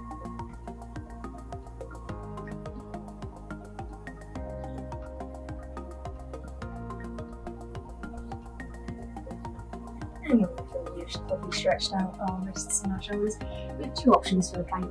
We can either come up into a full plank with our arms straight where our wrists are below our shoulders, and this can be one of the versions of a plank. Or we have the options to come down onto our forearms and we do this version of the plank, making sure that our shoulders are above our elbows, and we also have the option to drop the knees. And to come out of the pose, we simply drop our knees, shift our weight back, coming back into a child's pose. Thank you viewers, and thank you MH24 Live. Don't forget to donate for Norwich Nightline. Well, I don't know about you, but I'm absolutely exhausted just by looking at all that. Oh, you didn't get up from your chair at all? Yes, I did. I've just sat down from doing all that yoga and all the rolling over backwards and stuff. It was, oh gosh, I feel so much better. That was amazing. So thank you to all of our sports representatives for that. They're all wonderful, and I'm really impressed that they can do all those things and they like doing it. It's like, wow, that is really impressive. Yeah. But yeah, no, thank you so much for all of the people who contribute to the whole of this show, but particularly those 15 sports clubs for doing that. That's fabulous. Yeah. Thank you so much. And it's so great to see the sports clubs just in general doing so many mental health awareness like projects and campaigns, and we'll be talking to a few of them a little bit later on today. We'll be talking to ballet, pole fitness. We'll also be talking to the dance squad, and we'll also be having a little bit of a discussion with the UEA tennis president, Alexander, to talk a little bit more about Movember and men's mental health. And for some of you that know, November is the month where we specifically spend the month talking about men's mental health issues and specifically mental health, because it's so important. And we know that about 3 out of 4 people that try to complete suicide are male, and so it's really important that we really spread the word that it's okay to talk and be honest with ourselves and the people around us about how we're feeling, and it's okay to have mixed emotions, and it's okay to cry, and it's okay to laugh. And yeah, so we're so happy that all the sports clubs are getting involved with this, and we are actually hoping at Educate to produce a sports well-being kind of webinar that all of the sports clubs can kind of relate to, that will be tailored to mental health in sport. And something more tailored towards like men as well. So like look out for that in the new year. We'll be working with the UEA Pirates on that, which is really exciting. That is quite. Yeah. Educate does do some incredible work. To be fair, We'll be talking you a will be bit about talking about it Educate later on. a little bit later on today, and I'll be able to tell you all the wacky and awesome things that we've been doing this year, and hopefully the things that we're looking to do in the future as well. But yeah, please make sure to share the stream and get in contact with us using the hashtag, which is hashtag MH24Live. I know some of the sports clubs were saying hashtag MH24Live 2020. You can use that one as well. You know, we are just looking forward to hearing what you've got to say. You can tweet us, you can comment on us on Facebook and join the watch party. You can share on Instagram stories, you know, whatever is your preferred way of getting involved. You can also chat on the Twitch and on YouTube. And on Periscope, mustn't forget our Periscope people. And so on Periscope as well. Periscope, Twitch, Facebook, and YouTube. You can comment live, and we'll be commenting back, and chatting with you. If there's anything you want to contribute, do let us know. With anything you think we should try to include and discuss. There will be points, I'm sure, during the show that we can give feedback on the contributions from our audience. So please do, let us know what you're thinking. And now, if you want to know more about the services that we'll be talking about today, then obviously we can send you links and information. But most of all, though, what we want everyone to make sure they're doing is being more aware about Nightline, Norwich Nightline, which is obviously Jake was on here earlier talking about. It's a very good service, and one of the things that the service has is this thing called the Nightline Bear that Jake referred to earlier on. So in a few minutes, in about 5 minutes, we've got a nice little very short film, about 5 minutes, all about the Nightline Bear, where we get to meet him and explain how all it works. So obviously you guys, everyone watching, can enjoy that. But obviously do keep the money coming in for Nightline, because for anyone that doesn't already know, this is the MH24 24-hour live stream. For anyone that has just tuned in, I just thought I would make you aware and say hi and welcome. It says at the top on that side. Oh. And as Phil was saying, we are raising awareness and funds for Norwich Nightline, which is our anonymous student listening service, which is now open on campus for most days of the week from 8 p.m. to 8 a.m. And you can find out more about which services, which platforms you can contact them by following them on their social media. So you can find them Norwich Nightline on Facebook, and they're also on Instagram and Twitter as well. And they have various different ways you can contact them. There's Skype, IM, and phone as well. But depending on the night of the week, depends which way you can get hold of them. So make sure to follow them on social media so that you know which way is best to contact them. But yeah, we heard a little bit more about Nightline earlier from Jake Goddard, who's the external coordinator of Norwich Nightline, and he is also vice president of Educate. So really glad to be helping support Norwich Nightline through this fundraiser. And he let us know a little bit earlier, about an hour ago, we'd already raised over £130. And our target is £1,000 for anyone that doesn't know. And I have a very nice quote from Jake that said that if 6% of UEA students donated £1, then we would reach our target. So we're trying to reach those 6%. 6% of UEA students, it's just £1, and you can find out where to donate. You can donate through the Norwich Nightline Student Union website, and there's some little donation products there, and all of the money is going to Norwich Nightline. None of your funds are going towards any processing taxes towards the student union, because they are going to make sure that all of the money goes to Norwich Nightline. So don't worry about that. It's obviously a very good cause, so do get. And one of the things they wanted to try and do was technology, which is very important in this, COVID affected world. They're trying to think of the best way of phrasing that. So that's the things that is what they need the money on, to be able to function effectively. But also securely. So this is one of the not main reasons, but obviously these sort of things are not cheap, and they will need the technology in order to exist, and it's such a good service. And so if you just keep giving, they will be able to keep helping out, and it does save lives. It's a very, very important, a very, very important service that's provided. Yeah, and we've had lots of people other than us supporting it. Earlier on, we had Stephen Fry and Clive Lewis, and who else locally? Greg James. They're Bag of Chips. absolutely. So Norman Lamb, Sean Lewis, and Ed Balls. That's right.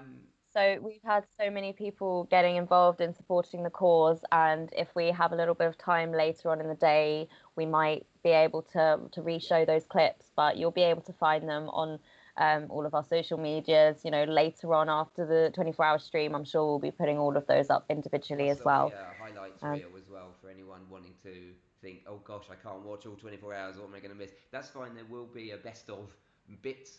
I don't know if this bit will be in the best of bits. It might be just as an ironic statement. I don't know. We'll worry about that. Yeah.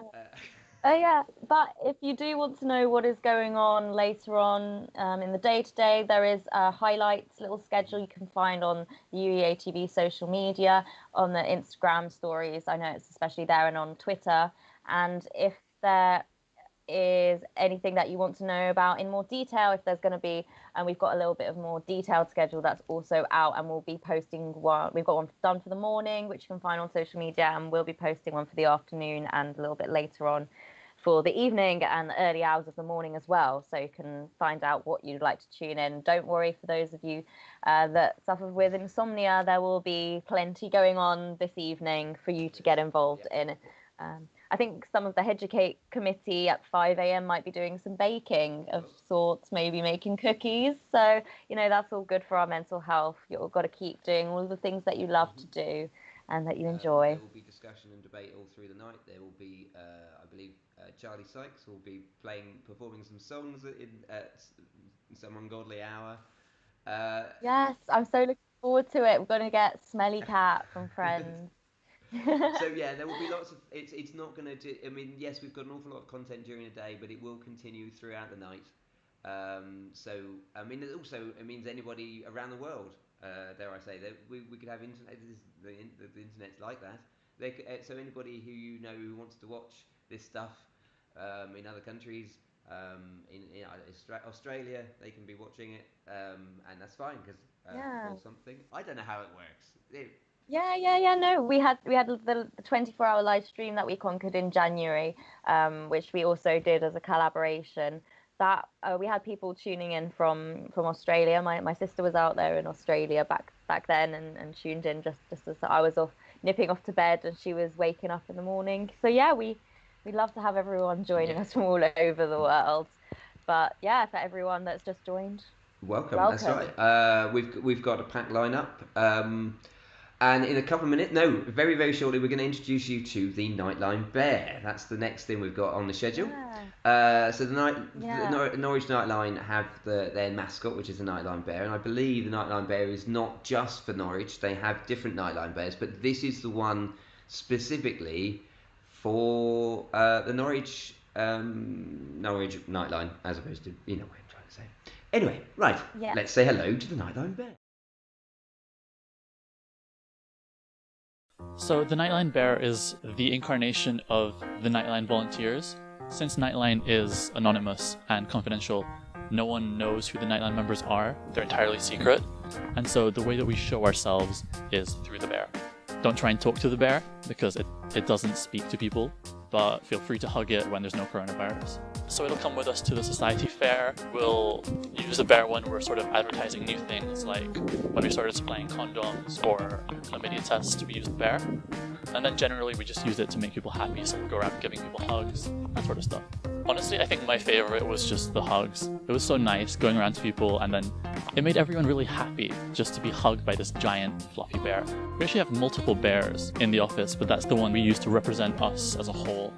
I don't know if the others have like a full-size mascot, but if you look at most other Nightlines, their socials for example, there's a lot of bear-related content. So we did this competition over the summer where people would send us photos of places they found beautiful or relaxing, and we sent the winners some bear plushies. We actually have a bear Facebook, so they can contact the bear directly through there. And yeah, you can just ask the bear if they want to come to something. Most likely they will, unless there's some major issue to it. If it's some alcohol-related event, we might not, but that's it really. It does a lot of yoga. It also likes sweet treats and food. Anything that people would normally find nice, anything relaxing, anything fun, really. So Nightline is just a confidential listening service. Anyone who's a UEA or NUA student can call, text, instant message us, Skype us if you want. Just Google Norwich Nightline. So if you have any issues, if it's anything from just want to have a chat, if you're struggling with something, we're there to listen. So at the moment, the best thing to do with Nightline is just let everyone know that we're there. So in case one of your friends is struggling, that they can come to us and we'll listen. For now, if anyone has any issues, we recommend they call Samaritans or Mind because coronavirus. We want to keep our members safe and we want to keep the people who come to us safe. So we can't really do things at the office yet. It's hard to do things from our homes because of the confidentiality. We're doing our best to make it open. Can't guarantee anything now, but we're trying to open later this semester, or if not, definitely next semester. We'll most likely be recruiting new members in January, so if anyone wants to join, that'll be the time for that. Nightline Awareness Week is currently happening around the 20th of November, so if you want to check out any of our events, most of them will be free events, and you can learn a lot about who we are and what we do. You should be able to access everything on our Facebook and our website, so it's norwich.nightline.ac.uk, and then a few of them should also be on UEA.su.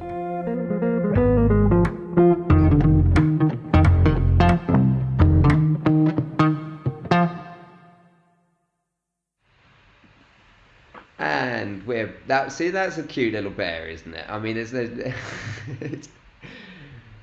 we had such a good day. That was so nice. The weather held out. It was perfect, and we got to have a little bit of insight into the Nightline bear, and that was lovely. For anyone that hasn't seen them around, usually they would be around campus and attending all the lovely events that were going on, but due to COVID, this is your introduction to the Nightline bear, and I hope that's The thing I like about the Nightline bear, which I thought was interesting, is that normally with mascots you give them a name, dare I say it, Pudsey Bear and things like that. But Nightline bear, Nightline as a service is anonymous, and so they've carried that idea on. So the bear also has no name, which is why it's the Nightline bear. Just like everybody else is anonymous, you're an anonymous person who calls in. If you work there, you're anonymous. Even the bear is the bear with no name.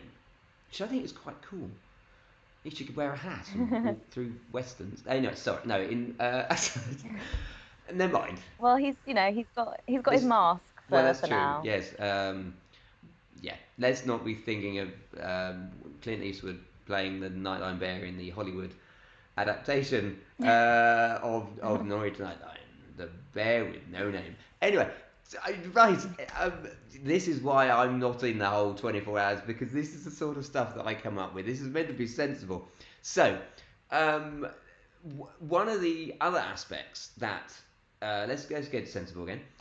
One of the things that is important about mental health is that it needs to be talked about. And what the key person or should I say organisation at UEA that does this is Educate, which is how UEA TV came to make this show. So Educate has been around for quite a few years now, I believe. And so for the next few minutes, I'm going to talk to Tori and kind of interview her and explain to me how Educate's come about, and give you a bit of background as to why it's so important it exists and so on. So, Tori, fill me in. Explain to me all about Educate, assuming I know nothing at all, which I know a fair bit, but the viewers won't know anything. So So Educate, the University of East Anglia, was founded back in 2012 by a group of medical students at Norwich Medical School, which is also what I'm a part of now. I'm currently fourth year medical student, and so I'll be qualifying as a doctor next year, which is pretty scary but also really exciting. And Educate was made with the sole purpose of raising awareness of mental health and about stamping out the stigma that is associated with mental health. And originally, the idea was to focus on visiting schools, and mostly secondary school children, roughly aged 12 to 18.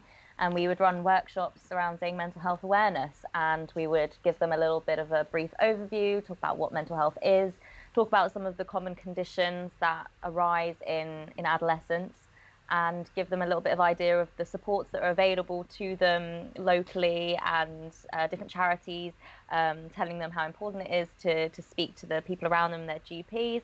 And so that was kind of when Educate was born. I think there was a need for people recognized that there was a need for like preventing rather than treating. Like we need to kind of get to people before they start to have mental health conditions, so that they recognize what's happening, and the way that we can stop it from becoming such of an issue is by preventing it. So looking at people that are young and targeting kind of children is where we So when you say targeting children, I mean, what sort of things do you do currently and previously? What sort of services do you provide, or opportunities for students as well? I mean, how do you help the children, and then obviously how do you help the UEA students?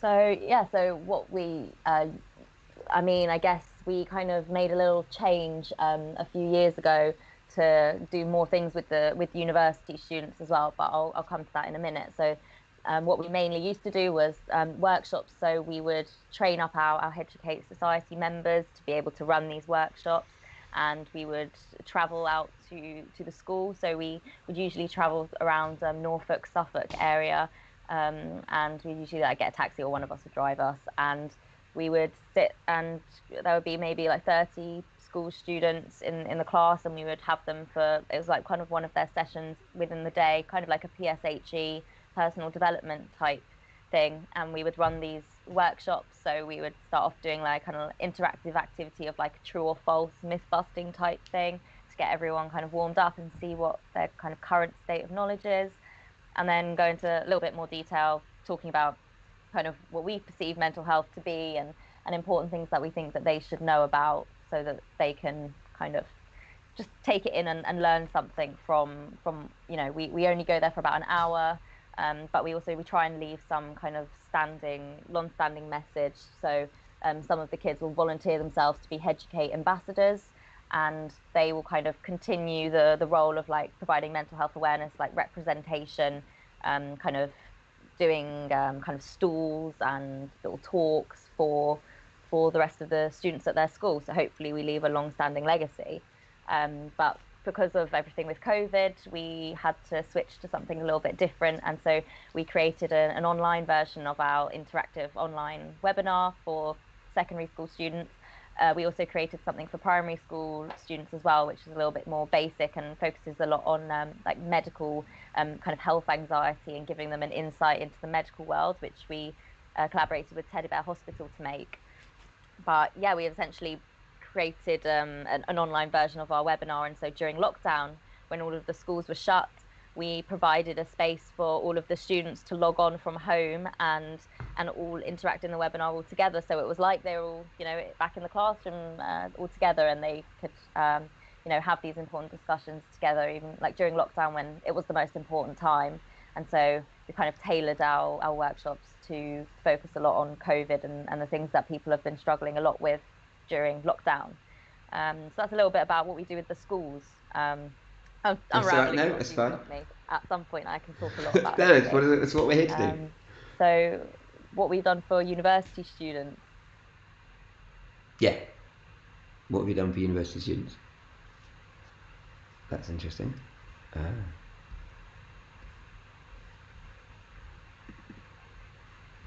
still here. Hello? Are you back? Yes, I think you're back. Yeah, so I think some kind of technical glitch, but you're back now. Connection problem. I love connectivity issues. And this is what COVID's done to us and everyone staying at home. We had a bookable room that we were going to have as our studio for the 24 live stream, and then this wouldn't be a thing. Hopefully we don't have that again.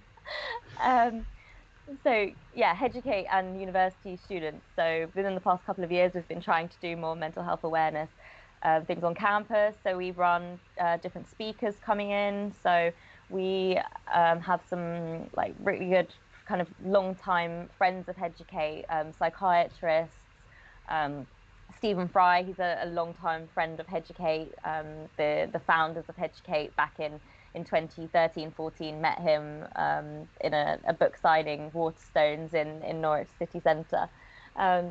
Yeah, so we've been trying to do loads more things on campus with the students, and so a few highlights, I would say, things that we've done. We did a massive fundraising gala back in February, which was to fundraise for BEAT, which is an eating disorders charity, and we had performances from all of the best performing arts societies, and it was just like a load of fun and some comedy and some raffle and prizes, and just all essentially to raise awareness about mental health.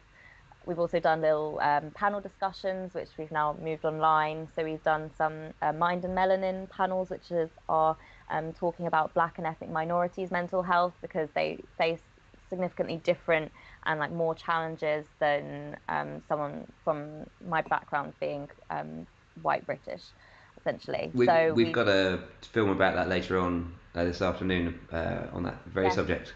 Yes, we have an interview with Erin Campbell and Rian Patel, who are from Ghanaian Society and Indian Society, and they were representatives on the panel at Mind and Melanin this year, and they were brilliant, and that's why I asked them would they be able to do kind of a mini. We did the panel was like 3 hours long, but I asked them would they do like a succinct, shortened kind of interview version so that we can get a little taster of it for MH24. That's later on this evening, so yeah, we're looking forward to that. So how can students get involved? I mean, yes, you can help the students get, from a mental health perspective, but say somebody wants to get involved with Educate, what can they do to get involved, and how can they join, and what's in it for them to join, if you see what I mean? Yeah, so you can join via the Educate Student Union website, and it's £3 for the year, and there's so many different branches of opportunity for things you can get involved in depending on what you like to do. So you obviously could get involved in delivering these online webinars. Depending what happens with COVID and restrictions, maybe visits into schools face-to-face will be possible at some point. But there are other things that we can... You look like... No, you were saying going into schools and people joining. Do you have to have already, knowledge about mental health? Do you sort of teach, or is there training opportunities or anything like that so that you can feel informed? Yeah, so we provide quite a comprehensive training evening, which includes a little bit about mental health, and also gives you a little taster of the actual workshop. So what I mean is your members could feel comfortable after the training to be able to go into schools and feel that they can then deliver the services that Educate provide, and help get involved in that way. Oh gosh, I think we're having another one of those technical difficulties again. It's been going so well. This is so frustrating.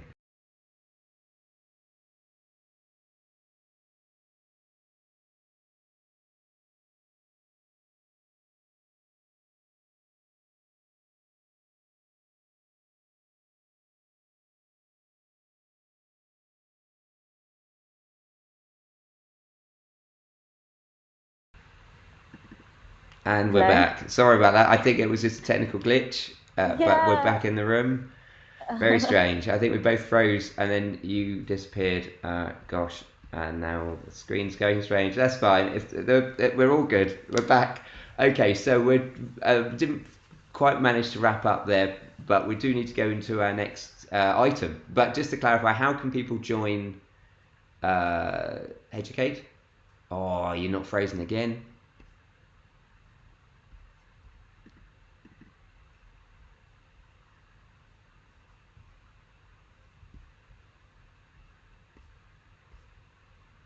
This is okay. So I think we're going to have to wrap that bit up there. Tori will be back on later. I'm going to go straight over to our next segment, which is an interview we had with the Norwich MP Clive Lewis.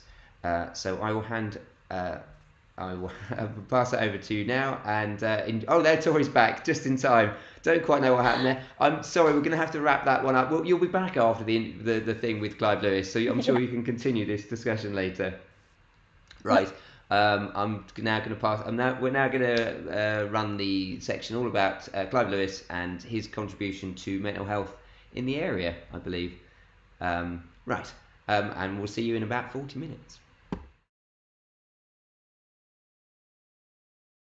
So, Mr. Lewis, I thought we could talk about sort of mental health, sort of now, and how it's gone in trends and things like that, and then your thoughts on that. Does that sound all right? Yeah, sure. Yeah. So first, mental health has been, well, in the news quite a lot recently, especially with the pandemic.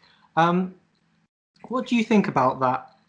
Broad question, but I think the reason mental health as an issue is coming up, I was speaking to a friend today about it, is because mental health, like many conditions, is always seen as, it's often seen as someone else's problem. If you're not suffering from it, it's someone else's problem. On top of that, a lot of people won't diagnose that they've got a mental health issue. So, you know, forms of mild depression, which are probably more common than people give them credit for, means that you won't even know that you're suffering from mental health. So I think at a time like this on COVID, when people can definitely sense their mood has changed, they're not going out as much, the days are getting shorter, they're not able to kind of offload, to meet people. We're social creatures. So I think mental health becomes more of an issue for each of us.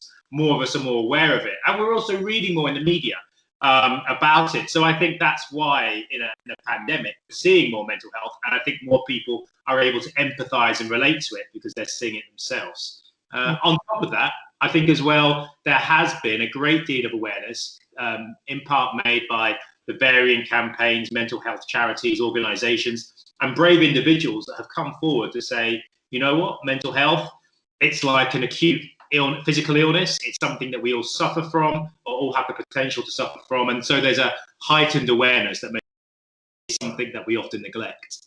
wow, so you really touched on a lot of points there. And one point you talked about was about physical health, and actually people don't see it the same way. Do you think that's changing?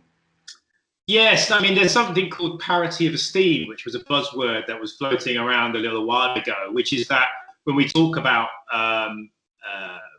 medical services, NHS services, help, we often focus on physical health, beds, A&E, but actually mental health was so-called the Cinderella service. So I think that so-called parity of esteem is something which has kind of raised the bar for mental health and the standards that we expect. But in terms of it coming to the fore, I think a lot of it has been to do with stigma and a kind of quite macho culture. I guess if we go a little bit deeper, the rise of various factors in society where people do feel that they can express themselves more easily. And there are people in society who are trendsetters, for want of a better word, who are speaking up and speaking out, whether that's celebrities or people on television, footballers. And so I think ultimately it's meant that people are more freely able to talk about it. Before, there was definitely a stigma attached to it, something I experienced. There's a story I have about my own mental health experiences. When I came back from Afghanistan on my tour of duty with the army, I remember the BBC wanted to make a programme about my time out there. And the producer said, I'm not really interested in all the flashbang kind of, which I was hoping or thinking they wanted to know about, that she wanted to know about my mental health episode because she was a friend and she was aware of it. And I was like, I'm not talking about that. You know, that's my dark, dirty secret. I'm not, what will people think of me? So that made me realize that there is a stigma, and I, was part of that stigma. I did talk about it in the end. It was quite difficult, but it's cathartic and good for you. Yeah. Well, the thing is, the mental health experience is probably very relevant to a lot of people, not just people in the armed services. And as you said, I think as more people talk about it, you get this sort of snowball effect where you see other people talking about it, it normalizes it. So do you think if you were given that opportunity in a different time or now, do you think you would have made a different decision? I think I still would have found it. I think I would have still found it hard because doing a television program where you know it's going to go online and potentially hundreds of thousands of people, tens of thousands of people, maybe millions of people could watch it. Opening yourself up like that is never easy. So opening yourself up in a closed room to a counsellor or to a friend is one thing, and that's really important. That buddy, having those buddies and friends that you can do that to. Opening up to a TV program is always going to be quite a challenge. I think it would have been a little bit easier now in the current climate, but back in 2000 and I think it was 2000 and maybe 12, 11, something early, so 2010 time when I did it, there was still a lot of stigma attached to mental health. So I'm not calling myself a pioneer, but I definitely went through the whole, do I really want to do this process? So it would have been a little bit easier, but it still would have been difficult. Always is. Yeah. Do you think as a politician, where your public opinion is quite important for your livelihood and your success as a career, do you think that affects how much you want to talk about yourself?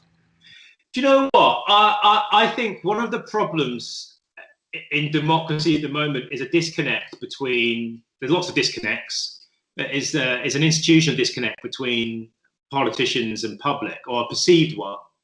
And I think sometimes we're perceived as being, whether that's what we're paid, whether that's how we behave, whether that's the decisions we make, we're perceived as not being in touch. And one of the biggest currencies in politics, people have talked about it a lot recently, but generally is authenticity. And if someone has a mental health episode, I think for many politicians, it adds to authenticity. Now, that's not why I talk about it, but it's good to reinforce to people that we're also human beings, that we have friends, we have families, we make mistakes, and we have mental health problems. And so I think, you have seen, MPs in the chamber in different debates crying or expressing, talking about things that have happened to them that have been painful. And the news often picks up on that. And mental health is one of them because they are difficult to talk about. And they do say to the rest of society, these people are genuine, they're genuine human beings. And I think it brings people closer together. So I think it doesn't, I think the perception that it's going to be difficult to speak about is probably there will be a degree of, well, what will people think? What will the electorate think about me? But I think we do a disservice to the electorate. Most people are, kind and empathic. And if someone opens their heart on an issue like that, then I think they'll be pleasantly surprised by the response they get. Oh, I mean, that's quite enlightening. Thank you. And then I wanted to talk about sort of mental health more generally. So I did some research, and sort of common mental health conditions are on the rise, and they have been for 20 years or so now. Why do you think that is? It's a big question. So, I mean, I think there are a number of factors behind this. One, I think our understanding of mental health and what constitutes mental health has changed. So that's progress. I think two, as a sense of compassion, so people being willing and understanding. So compassion, understanding has meant, and empathy has meant that people are more willing to admit that they have a mental health problem and therefore seek help for it. So obviously numbers will go up. Yeah. I think the other one is a little deeper and a little bit more controversial. And I'm someone who thinks that when you look at things like the existential threats of the climate crisis, when you look at the way that our lives are lived, we've just done a piece of research in Parliament called Reset, and myself and Caroline Lucas, and we've seen that COVID, we did a big investigation into COVID and people's changing attitudes. And one of the things that came out, irrelevant of your social background, your race, your colour, your creed, your sex, your age, people wanted more time, greener spaces, the less stress of low pay. I mean, there are certain themes that came out where you can see people feel the way that society and the economy is configured, it's not conducive to a healthy, positive mental attitude and health. So I think the way that we live, the economy that has been generated, is eroding our ability to stay healthy mentally and add to the pressure. So I think there's a combination of factors. There's never a simple answer, especially from a politician. But I think those all kind of add up to why that has happened. No, it's really interesting, and I would argue the burden of this is largely on younger people. Yes, you know what? I would agree with you. I mean, I think obviously it can happen. It can happen to lots of people, but yes, I think you're right. Younger people in particular, I think there are a couple of key reasons. One, younger people are disproportionately likely to have mental health issues because your brain chemistry is changing as you go through adolescence. I've got a 2.5-year-old at the moment. Her brain changes frequently, but you know, when you get into those adolescent stages where your brain is growing, the brain chemistry, you're going from childhood into the intervening period into adulthood. That's one factor. But the other factor as well, I think you're right, is young people have got it so hard. I mean, I think compared to the former generations, in terms of the debt you come out with from higher education, in terms of the prospects for a job, of the kind of rat race of getting onto the housing ladder, of it is highly pressurized. So I think as young people, all those combination of factors mean that you are disproportionately burdened. Definitely. And another thing I've heard people argue about is the impact of social media, especially on developing brains. I can't talk about developing brains. I can only talk about social media's impact from a personal perspective on my mental health, and it is shocking. Not just because I mean, obviously, as a politician, I'm someone who uses Twitter. Twitter is. Am I allowed to swear on the program? Twitter is a shit. It is a shit show. And I've kind of hit a plateau because I'm not prepared to engage in the usual baiting that takes place. Occasionally, I might be quite critical of some policy or statement, but there's a cynicism that's attached to it, which I think is quite unhealthy. And then you have the whole pylons and there are times when I will take Twitter off my phone. I'll be like, you know what? It's coming off my phone for a couple of weeks. My mental health is going to be a lot improved by having it off. But here's the second thing. You know, our phones and iPads, these things are designed to draw us into them. No, they don't have to be designed that way, but they have. So I think social media and the use of smartphones and smart technology has been developed to draw us in an unhealthy way. It's like junk food. You know, a bag of chips a week, fine. You know, if you're doing, as part of a balanced diet. But if you're having chips, breakfast, dinner, and supper, and 7 days a week, it ain't so good for you. And I think it's the same with this technology. So I think social media is a big part of that, and I think that has an obvious impact on people's mental health. Oh, definitely. I mean, I've heard the people who make these things are really clever, and they know that the stuff that you share more often is not the stuff that makes you happy. It's the stuff that makes you scared or angry. Yeah. So you get this. It's the clickbait. It's the clickbait. Media clickbait. And do you know what? I mean, look, I'm thinking on my feet here, but I was reading this book, which was talking about one of the things that allowed the human race to expand beyond the kind of 100 or so people that you could in a small communal tribe of a number of about maybe 10 extended families or so, between 7 and 10 families, was the fact that you could get to know every single individual in that kind of 100+ group. And so you knew how to interact with them. You know who was safe, who wasn't, and so on. When you get beyond that, beyond that size or scale, you don't know who to trust and who not to. It's quite dangerous. And the mechanism that we developed to be able to go beyond the kind of 100 scale kind of family tribal unit was gossip and language. And gossip and language allowed you to be able to prioritize as a community news and information about, well, don't go near him, he's not trustworthy, or I heard that or this person over here is really tight, or this.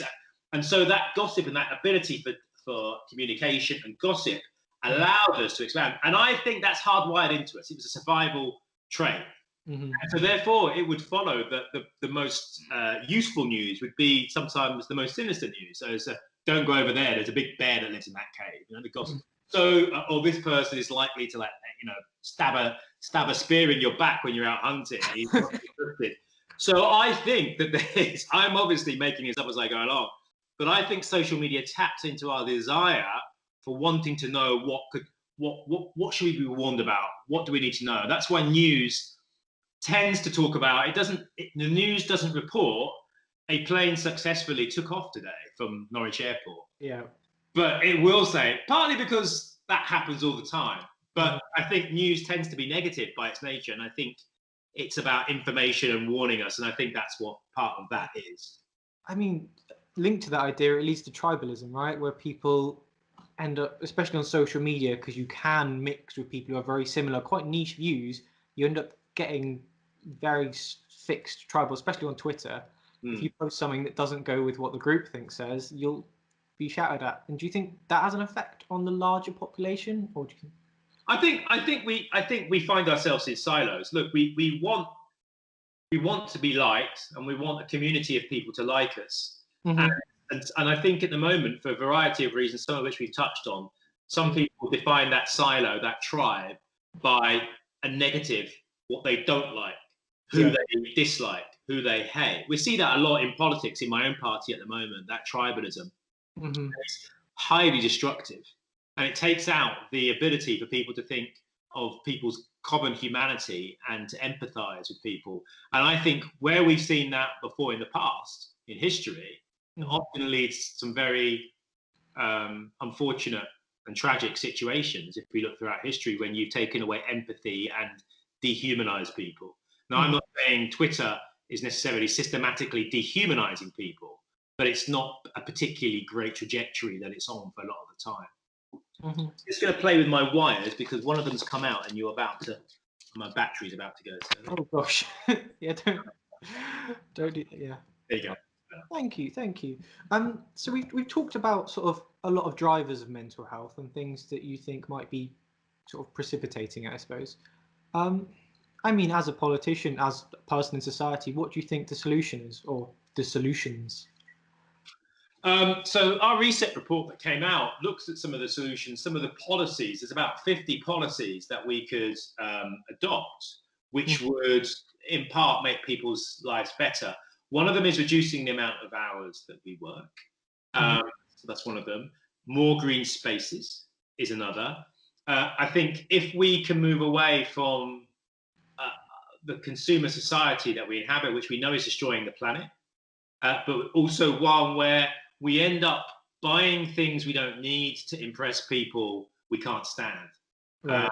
And I think there is an emptiness. I mean, so often I have found myself in a shop or in Amazon buying something which I don't really need, but there's a kind of jolt of satisfaction. It's a very shallow, temporary jolt of, oh, I bought something new and shiny, which goes very quickly, but it feels that we're constantly seeking that as an alternative to happiness. And happiness, I think, comes from our relationships, from being close to nature, from creativity, from family and friends. And yet we have an economy, which means that we don't, we work till we drop, we don't.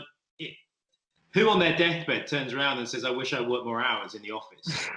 So I think that's the society we live in. If we want to change that, then we have to change the society and the economy that we have. Unfortunately, at present, we've disconnected our democracy over the last 40 years from being able to shape our economy and our society. And increasingly, I often ask the question, with increasing mental health issues and an economy and planet which is heading off a cliff edge ecologically, what kind of democracy votes for that?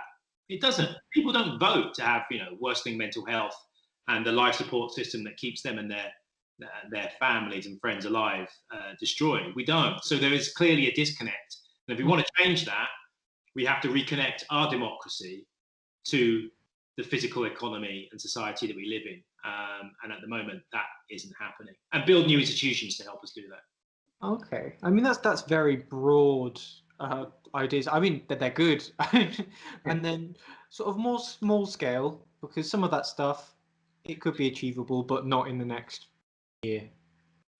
If people are suffering now, are there any sort of smaller scale things that you think we could do as communities or universities to help? Yeah, I guess there are. I mean, I think people reaching out to one another, is a really important one. So people connecting, finding people to speak to engage with. It's very easy to become very insular. And I think the great thing about reaching out to someone is that in reaching out, you reach out to them, you reinforce people's sense of belief in humanity, and also they may well reach out to someone else in response, have the confidence to do that. So I think there's definitely that. I think finding time to get away from your screen, finding time to go out into the fresh air. I did that. That's why I was late to your call, into a video appointment. But I did a cycle ride as well. I got some sunshine. I felt a million times better. I felt a lot better from doing that. So screen breaks and time to kind of reconnect with being outside. I think also eating as healthy as you can. Our diet is a big part of that. So that's the thing. Exercise. I know, I used exercise when I had my mental health downturn as a form of therapy and endorphins to kind of keep myself mentally healthy. And I also think mindfulness is something that we don't use enough. And that's basically, exercise for the mind, but focusing on the moment, living in the moment. That's something that I struggle to do enough. I've gone through phases of doing mindfulness, but I think that can play a big part in mental health. So those are my Member of Parliament top tips for immediate mental health improvement. So is that the kind of thing you'd say to someone if they said, I'm really struggling with my mental health? Is that the kind of thing you say, or would you say? Well, I mean, obviously, my first response would be if someone was seriously struggling with their mental health, they came into my team, for example, to receive help, we would obviously signpost them to professional help. That's the first thing. So someone came to me, close to suicidal or was having a real mental health breakdown, I wouldn't recommend they go and do mindfulness and get more fiber in their diet. I would make sure that they sought help. From a professional who may well say that to them, but who may well say a lot more. But that would be the first thing. But if it was a friend or someone coming to me saying I'm really down and so on, then those are the things I would look at. The reason I would say that is because that's what I think about when I try to improve my mental health. Have in the past, and I continue to do so now. It's like your physical health, your mental health. It's something you have to constantly work at. It's not like you're fine and then all of a sudden, you get unhealthy. It changes throughout the day. I mean, I think the older you get, the more aware you are. Someone I know, physiotherapist I use, he's constantly talking about how he feels and where he is and what part of these moods, phase that he's in. And I said to him the other day, I said, you've clearly kind of struggled on mental health issues, haven't you? And he was like, yeah, I have, big time. And it's clear because he's very aware, self-aware of how he's feeling, what he should do to improve that. So I think when you're young, you don't always know that. If you have a therapist or someone, they may guide you through that. And some people obviously are older, wiser souls than others. But I think as I've gone through life, I've learned about that. And so that I would share that with others. And that could perhaps help. I mean, I always find the more people you talk to, the more you realise that mental health affects everyone. It's not. Yeah. If you've got a brain, you're going to be affected by it. Yeah, it's like physical health. Everyone has physical health. Everyone has mental health, right? Think about how complex your brain is. Think about the chemical processes and electrical impulses that are taking place every day. This is a highly complex organ. Far more complex than your knee. And how many times has your knee given you, when you're young? So probably never. But think about physical parts of your body that give you aches and pains. Through over exercising or twisting it. Your brain is no different. You don't get. Not getting enough sleep. That's the other one I would say. And I'm terrible for this, but sleep discipline is a massive issue for your mental health. Getting 7 or 8 hours sleep. Coming off screens. I think someone asked the CEO of Netflix who their biggest competitor was, and they responded sleep. And I just thought, you buggers, because they're not interested in your mental health. They're interested in money. Spend as much time on Netflix as possible and take out a subscription. So you need to be aware of that. So sleep is the other biggie. Yeah. I feel like I'm being really patronising. No. But these are the things that I kind of check up on when I feel myself These are the things that I do. Well, I think it's really interesting because you've talked about sort of mental health in a lot of different aspects. You sort of highlighted how it relates to almost everything, our society, our behaviours, like everything, because you're talking about actually the economic model we live under is a large driver for mental health problems. Massive driver. I mean, if you look at the happiest, so there's been some research on this. You can find it on the net, but there's been quite a lot of research which shows there was a really interesting study on poverty and inequality. I can't remember the author, but he came to Norwich to do a talk, and it was seen as a landmark piece of work. But it basically, there was a link between inequality and mental health and unhappiness. Mm-hmm. And the more equal a society that you had, the lower the incidence of mental health, and the higher you scored on the so-called well-being index. And so the countries that had disproportionately low of unhappiness were those where the gap between rich and poor was smaller. And part of the reason for that, there are lots of reasons, diet, health. But if you live in an economy where, as we do in the US and the UK, which had some of the biggest gaps in people's mental health and well-being, and between wealth, if you live in a society which puts so much emphasis on status, on the house you live in, the car you drive, the clothes you wear, the restaurants you eat in, then if you're at the bottom, then your status is low. And scientists have known for a long time that in any kind of pack of baboons or so on, those who are at the bottom of the pack tend to be disproportionately more stressed, less happy.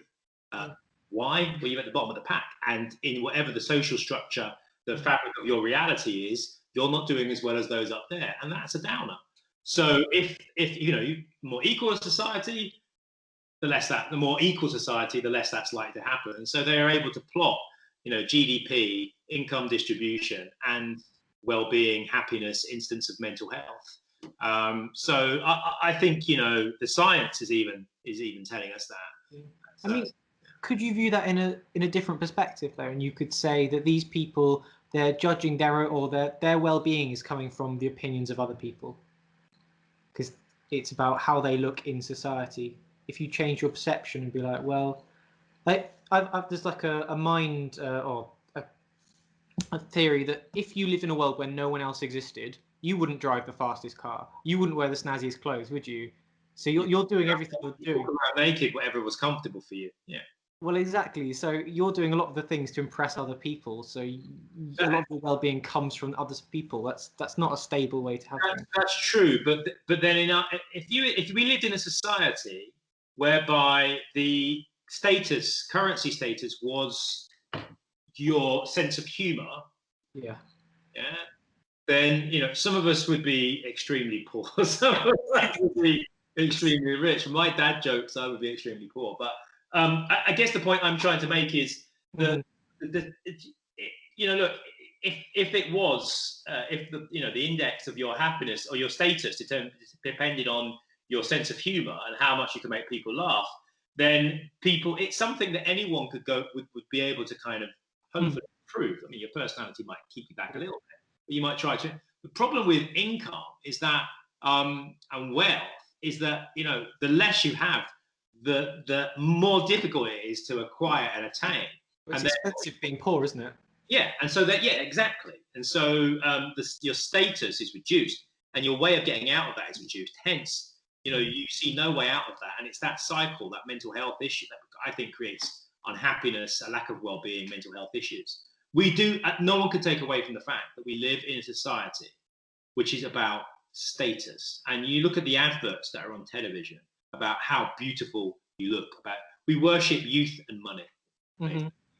You guys have got one of them. Some of you have got one of them, but not much of the other. And increasingly as you get older, you would like to have the latter, but you look at the opportunities for that, and it's severely reduced. So I think part of well-being, one of the things that we talk about from an environmental perspective is moving away from GDP, gross domestic product, as a measure of how successful and well we're doing as an economy, because GDP increases. For example, if you go to see a mental health practitioner, the more mental health problems there are, the bigger our GDP is, because there'll be more demand for mental health practitioners, which means that GDP goes up. If there's more rivers, GDP goes up because you need a whole cleaning operation to clean the river. So it's not a good measure of what is good in society and the economy. But if you have a measure or an index which looks at well-being and a number of factors within that, then you begin to get a better picture about how successful your economy is, if you're defining success by a broader range of issues other than just financial income, money. Yeah. Is there a risk of that if we are the only country who define ourselves by well-being instead of GDP, that we end up getting outcompeted by other countries, and then over time our well-being dips because we'd be out? No, I don't think so. I think there are countries who are already moving to that, and obviously, you can have indices that that are parallel to each other. So GDP perhaps wouldn't disappear overnight, but we, as a society in a global economy, we're going to have to work out what are our priorities. Do people think that the world as it currently is and the trajectory it's on in terms of the environment, the economy, nuclear proliferation, biotechnology, terrorism, poverty, the climate crisis, do we think we're on a good trajectory for the 21st century? Most scientists say we will be lucky. Well, the odds are heavily now stacked against us for getting through the 21st century into the 22nd as the current global civilization. And so therefore the question is, well, what kind of society and economy do we want to have? And how do we go about that? And one of the key ways is measuring what you consider to be successful. What do we as a society consider to be successful? Is the mental health, well-being, educational attainment, happiness of our society, our community, is this more important than basically how much gold you have or how much physical wealth? Now, we need physical wealth to be able to create some of the things that we need. But I just think the excess of it that we have in the hands of so few people is making all of us unhappy as we strive on a treadmill to attain it. Yeah. I mean, it reminds me of the graph you see where you have happiness on the y-axis and on the x-axis you have income. I'm sure you've seen it. Where your happiness increases up to about, I don't know, it's about £60,000 a year, something like that. There's like Maslow's hierarchy, and then there's also the kind of neoclassical marginal utility, which obviously people you can consume. Your first Mars bar is this great, that many utils, and then your second that, but marginally smaller than the first one, until you get to a point where you throw up, you're into negative utility. But yeah, I think we've obviously for a long time tried to measure certain attributes to see to see economically how they fit into an economy. At the moment, we have become obsessed with GDP, and I think that feeds back into a number of negative ways in which our economy and society work, including one of which is mental health. Definitely. Well, we've covered quite a wide range there. We definitely have, and it's been really interesting. It's far more philosophical than I expected. So yeah, well, I didn't really have much of a goal. I just sort of went with the flow. Oh, good. No, you're a very good interviewer. Thank you. I've not done it. Well, I've been talking into a dark screen for the last 20 minutes because my screen has just gone blank. I'm not quite sure what's happening. Oh, well, it should be fine on my end. I mean, I've interviewed patients before and things, so I mean, it's not so different, is it? Good stuff. So is that a wrap? Are you okay with that? Do you feel? Yeah, I think that's everything. Unless there's any final remarks you wanted to mention, I think we're done. The final thing I would say is we have the politics, the society, the economy we have because we choose it, and we don't always get to choose it, but there are forces within our society and economy which have put in place certain policies which mean that we are on this course. And if we want to change that course, then democracy is about involvement and engagement. And it's not just about voting, which not everyone does. It's also about being politically aware and seeking change. And I think it's all of our responsibilities. And if people don't like the world around them, are scared and concerned about the future, and feel that affects their mental health, then a good way of countering that is to do something about it. I think it lessens a sense of helplessness and powerlessness if you feel you're making a small difference. And collectively, when lots of people do that, it makes a massive difference, and it can change the planet, it can change the world. So people do have power individually and collectively, but far more collectively. So I think we can change the world around us, but we have to each try and do our bit to do that. Wow. Thank you. That was a powerful ending statement. Thank you, and thank you for being patient for my my late backside. So thank you for that. That's all right. Don't worry. Well, I hope you have a nice Christmas. And, No, thank you, and you as well. I hope you get home safely. my parents are just down the road. It's fine. Fine. Well, that's good. Well, Luke, I hope the show is good. Do send us a link when it's done, and we'll put that up on my Facebook when this has all been edited together. Will do. Thank you, Mr. Lewis. All right, take care, Clive. Don't. Bye. Bye. Take care, Luke. Bye.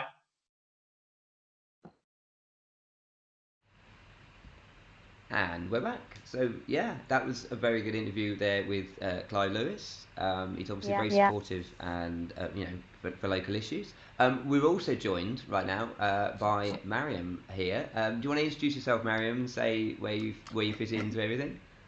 Yeah, sure. Hi everyone. I am the workshop lead for Educate this year, and I'm really excited to be here. So what does your role involve at Educate doing?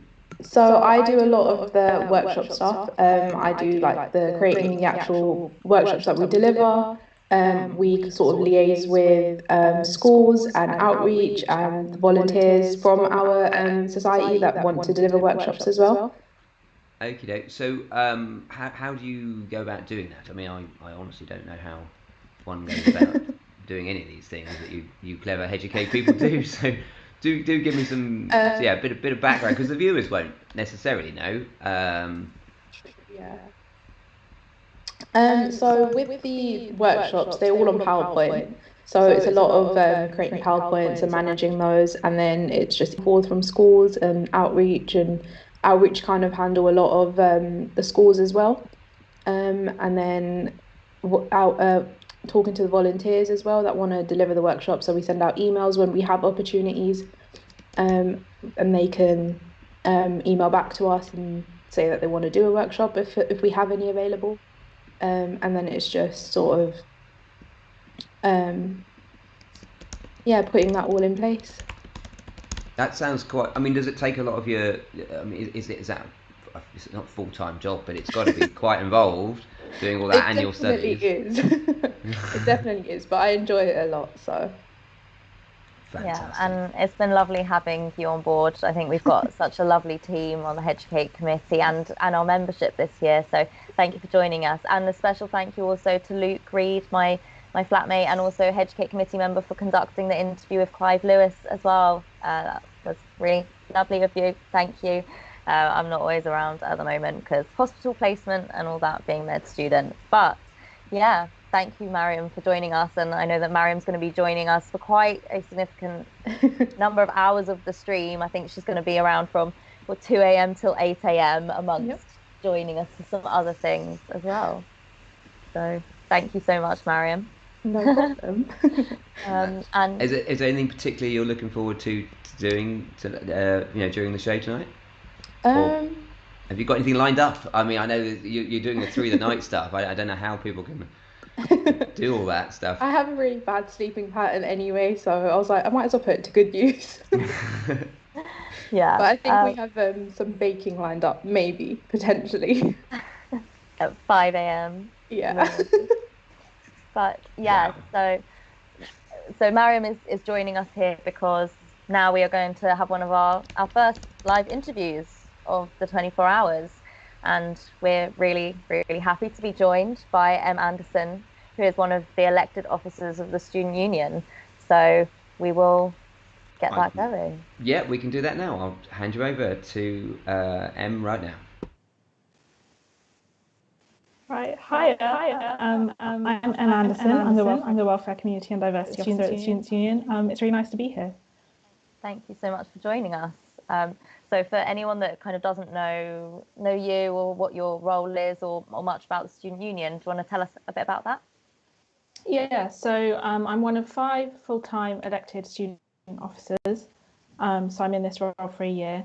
Some of my jobs are to represent like mental health and well-being and inclusivity concerns of students to the university.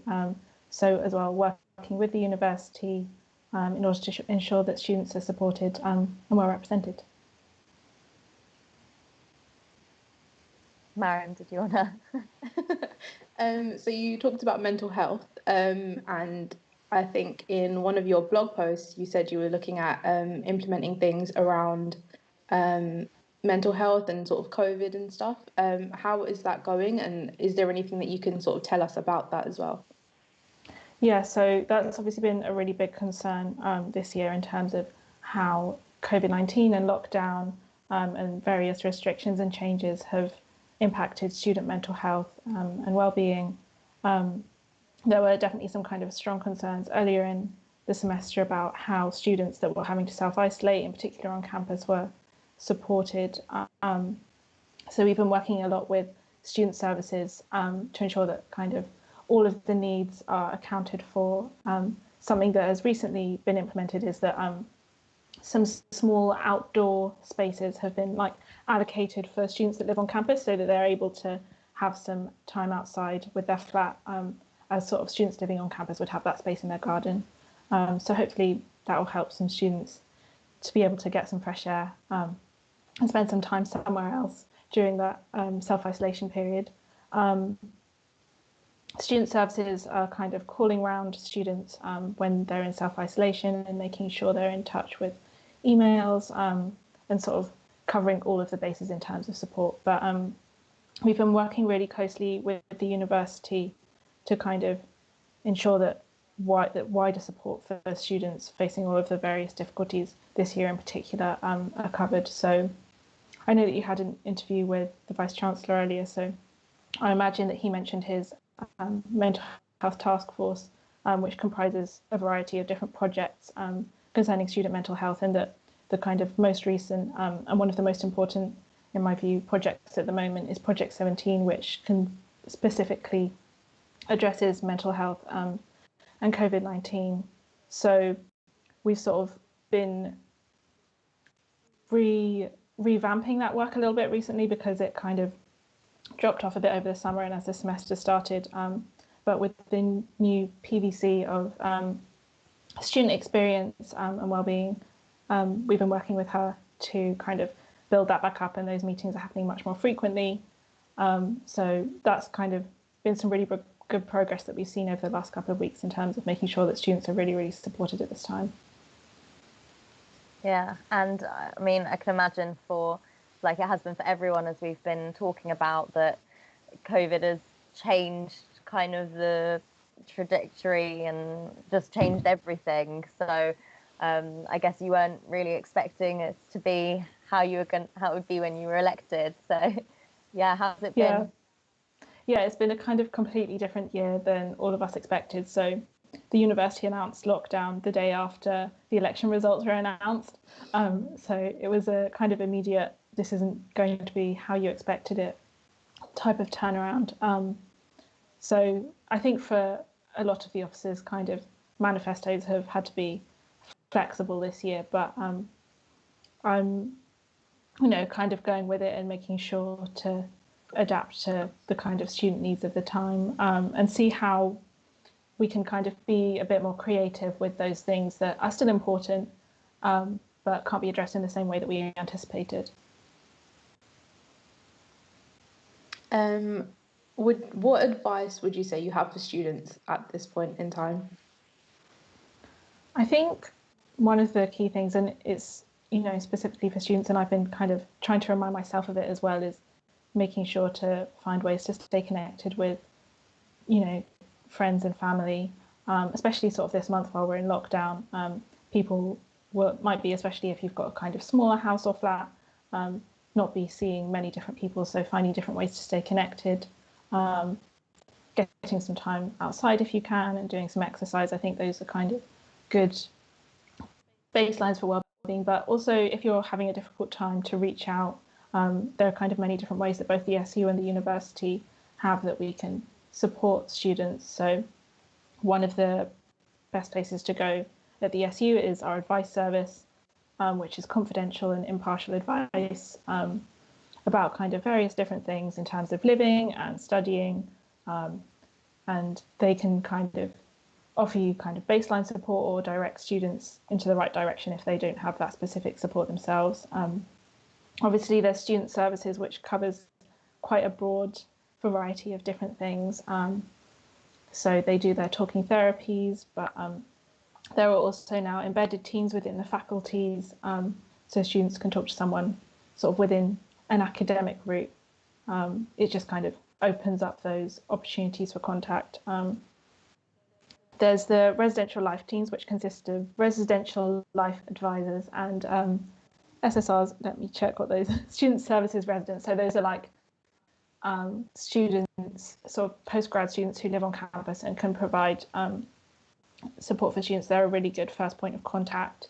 Academic advisors are also a really good place to go if you're kind of struggling with something and need to reach out to someone. I think trying to meet and talk regularly with your advisor is a really good idea, because even if kind of you're not struggling right now, it's really good to know that if in the future you do have a difficult time, you already feel safe and comfortable with them. So I think that's a really good way of looking after yourself at the moment. Another scheme that the SU offers is the buddy scheme, which has really, really grown this year. So that sort of is returning students volunteering to buddy up with a new first year student, or I suppose a new postgraduate student as well, who hasn't been at the university before, and just would like a good first point of contact when they have any questions and help them settle in, whether it's socially or academically, but doesn't necessarily want to go to a member of staff. So yeah, that's a kind of summary of some different places that we can offer some guidance or assistance if anyone needs to reach out. I'm sure a lot of people found that helpful.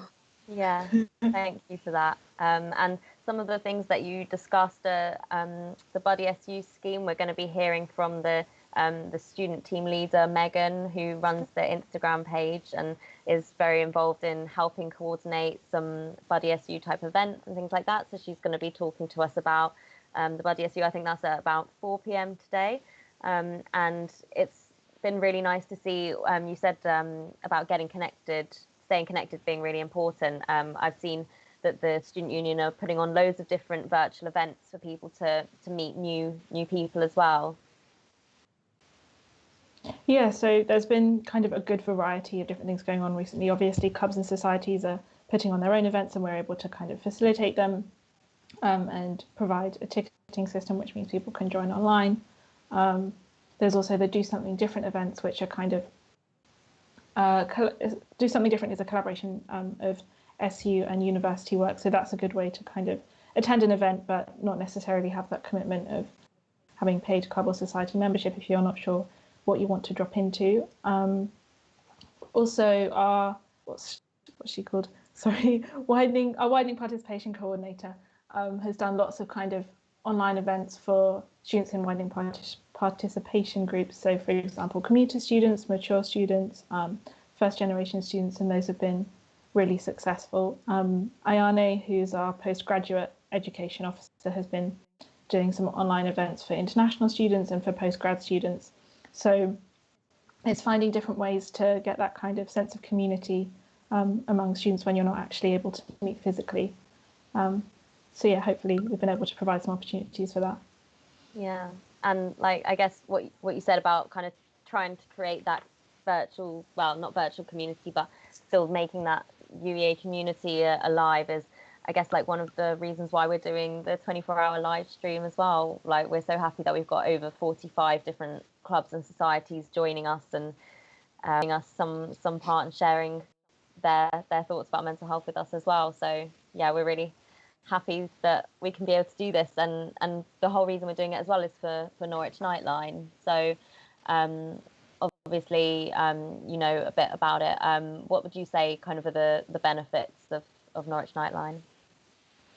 Yeah, I think it's although I've talked about various points of contact at the university that students might be able to go to if they need support. I think Norwich Nightline is just another really good place if students don't want to go to the university, or if they just want to speak to someone in a kind of more immediate situation and need that immediate advice and want it to feel kind of confidential, but know that it's someone who is trained and able to support them and knows what is available locally. So yeah, I guess that's I think it's a really, really good scheme, and both you guys at Educate and Nightline, there's some really, really valuable groups that we have for offering more support to students and the community. I think it's really important, the point that you raised about creating that virtual atmosphere as well. I think that's what we've kind of been trying to do as well. A lot of societies I know are doing a lot of online events. We've had our online socials as well, and I think people are really appreciative that we're still trying to sort of create that atmosphere and that community, and just sort of let them know that we're still here, kind of thing. Yeah. Yeah, it's really important to kind of be able to keep doing things online, and also sort of encouraging that sense of community sort of within your household as well. Alongside that, our Activities and Opportunities Officer has kind of led an initiative that they're calling Flativities. So encouraging kind of designing an activity each week for students to come in and collect a small something so they can do an activity with their household, and then putting a video alongside that. There was pumpkin carving. I think that was like the first big one, and we had so many pumpkins on camp. There were like 400 pumpkins, and students took them all within the day. So we cleared out like Aldi and Lidl and all of these local supermarkets out of their pumpkins. So it was really good to see that there was so much engagement with that, which had obviously both the virtual aspect and the in-person aspect. And I think there have been a few different kind of crafting activities. I don't remember what's happened so far and what's about to happen, so I don't want to give any spoilers. But there was something to do with fireworks. There was a kind of draw your own firework activity on the scratch card things. And even if students don't engage in the kind of exact way that the activity has been provided, it means that they'll be kind of talking to one another and spending time in their household, because it's really important to have that support system at home as well as kind of more widely. Yeah, definitely. And how has it been for you with lockdown and everything? Have you been in the office? Have you been working from home? Or, yeah, what's it been like for you? It's been primarily working from home. I'm really lucky that I have a kind of box room, which is an office just off my bedroom. And so that enables me to have that kind of separate workspace from my living space. And that's really important. And some students will obviously be in different situations with that. But if you're able to work in a different space, then you kind of sleep and chill out, and that's a really good way of kind of looking after your mental health and having that kind of separation. It's been obviously a lot of Teams meetings, a lot of online meetings, but I do feel, again, as with that kind of student community that's developing online, I do feel a good part of the work community at the SU. And we do kind of come in sometimes, if there's a particular activity that requires us to come into work. So I always really make the most of that time if I am in the office. Yeah, nice to be around other people, and even if we're still keeping our distances and all wearing our masks, it's still really important to be able to have that physical contact and human interaction. If do you have any kind of final pointers to take away, and also if people wanted to kind of get in contact with you or the student union to do with anything to do with mental health or welfare, or if not you, where's the best place to contact? I suppose in terms of contacting me, I have both my officer Facebook page, so that's my name, M Anderson, and then officer at UEA, and then also my email, which is m.anderson@uea.ac.uk. So I'm always happy for kind of students, if they're not sure where else to go, to run a query by me, and if I don't have the answer, I can direct them towards the most appropriate support system. I quite often will receive emails from students which I direct towards our advice service, so they're a really good place to go.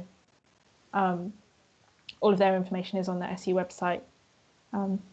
So yeah, those are some good places to go as first points of contact.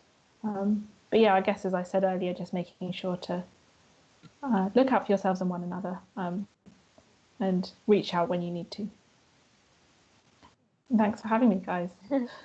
Thank you so much for joining us. And yeah, I hope that you'll tune in for some other parts of the day as well. And yeah, I hope that we'll catch up with you soon. And yeah, thanks so much for joining us, and stay safe. Yeah, and you, thank you. Take care.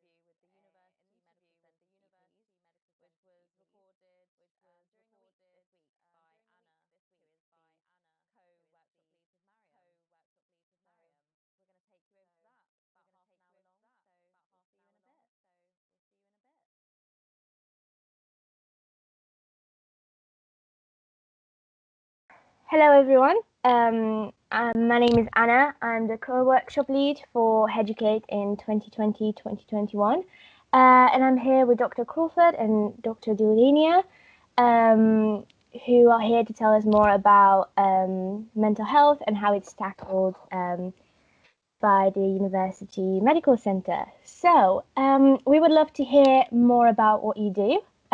Could you tell us more about it?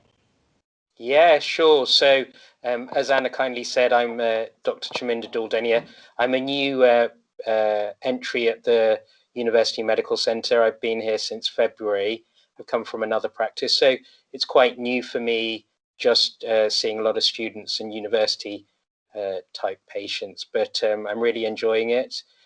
We see all types of things, so because it's more of the younger age group and people at university, there is a higher degree of mental health issues that patients present with, but there's other medical problems and other simple ailments that that we see as well. But yeah, it's all enjoyable. It's all enjoyable.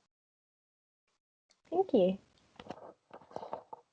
I'm Dr. Crawford. I'm also one of the partners at the practice. I've been here just a fraction longer than Chant, my colleague. So I've been here for about 14 months or so, roughly. So I totally echo Cham's thoughts. You know, it's a very big practice. We have about 22,000 patients at this practice. Predominantly most of them are students.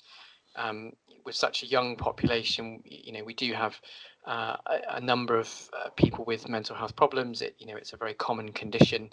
It's often the disease that people can't see. You know, that's the important bit. Is it's not, you know, you can't see that somebody is often mentally unwell, and so recognizing mental ill health is really important.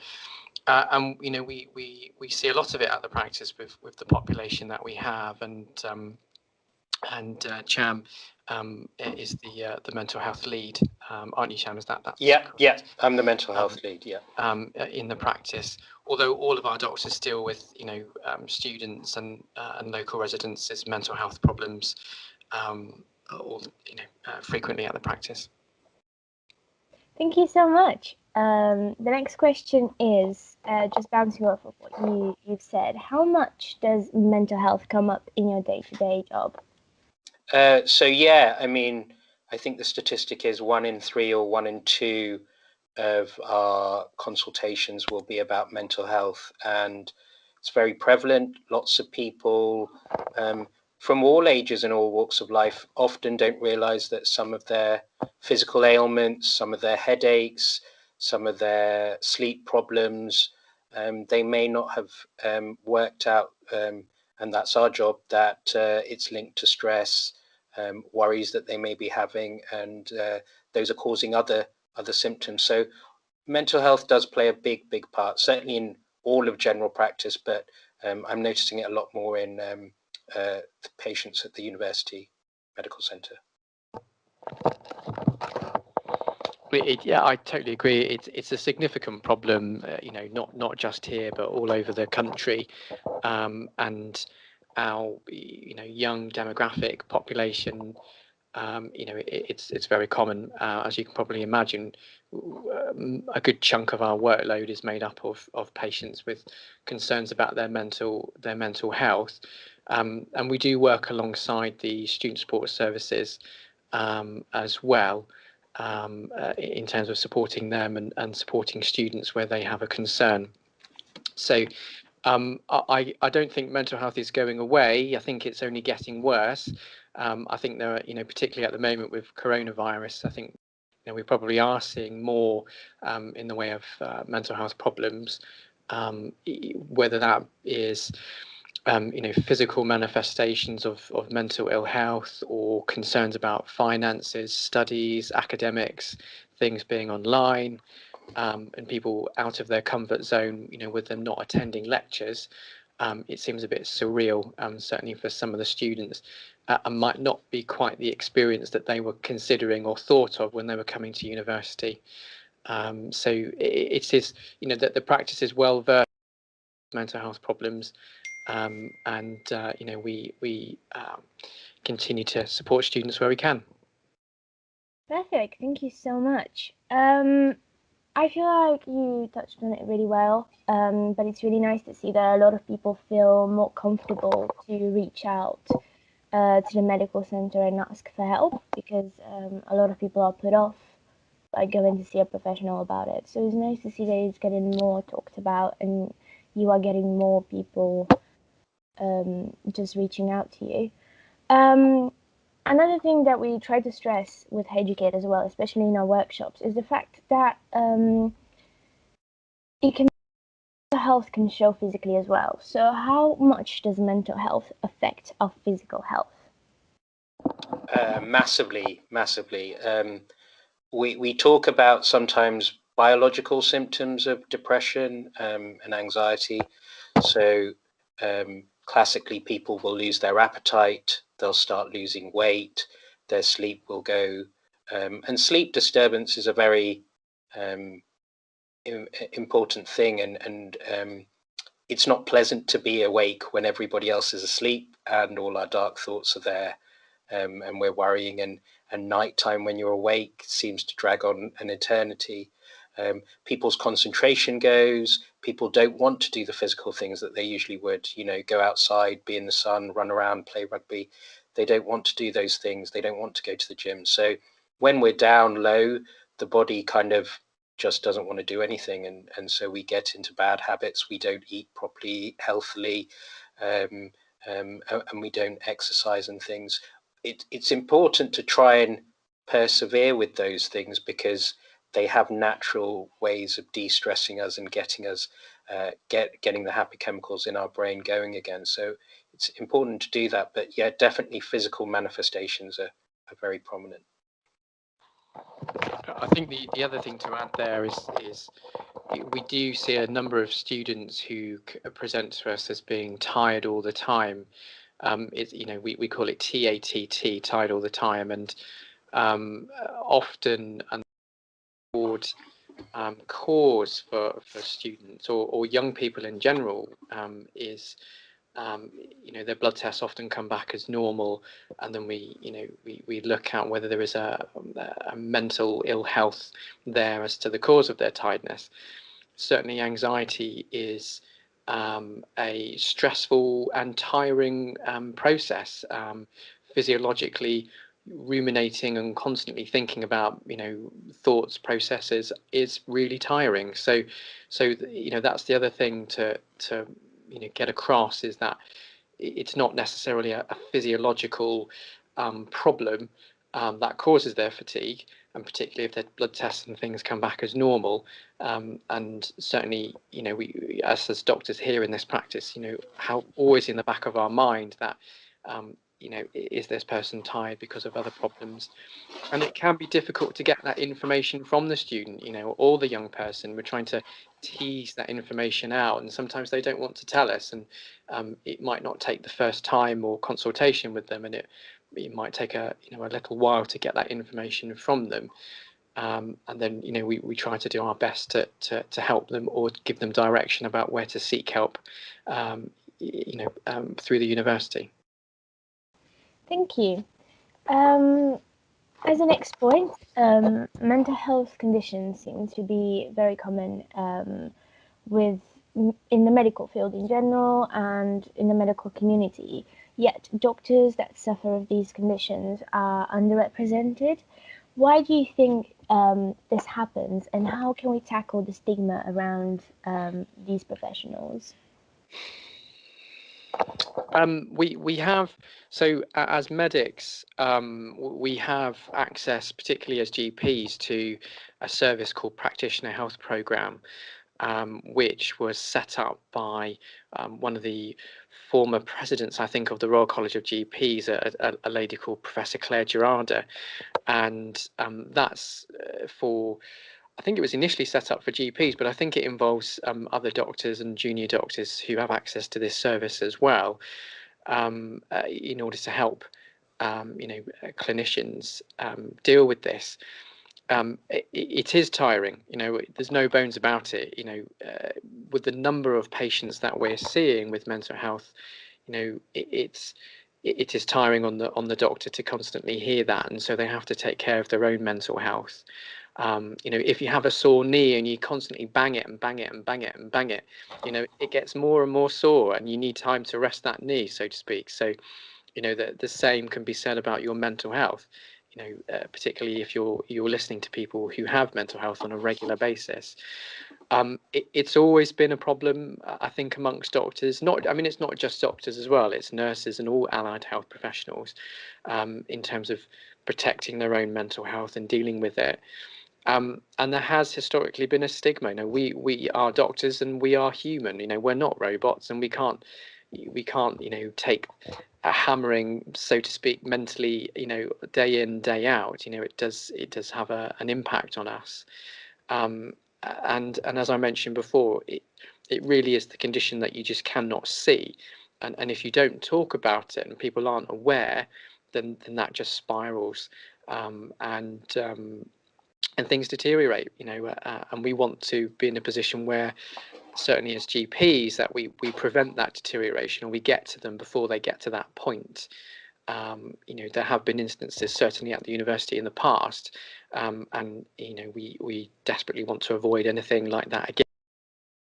And so, do encourage, anybody who's on our books, to come and talk to us about the mental health problems.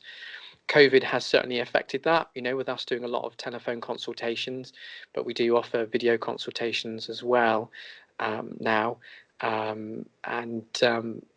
It's work in progress. Certainly, we're not going to get it right first time, as certainly for doctors, but it's something that needs continually look at, I think.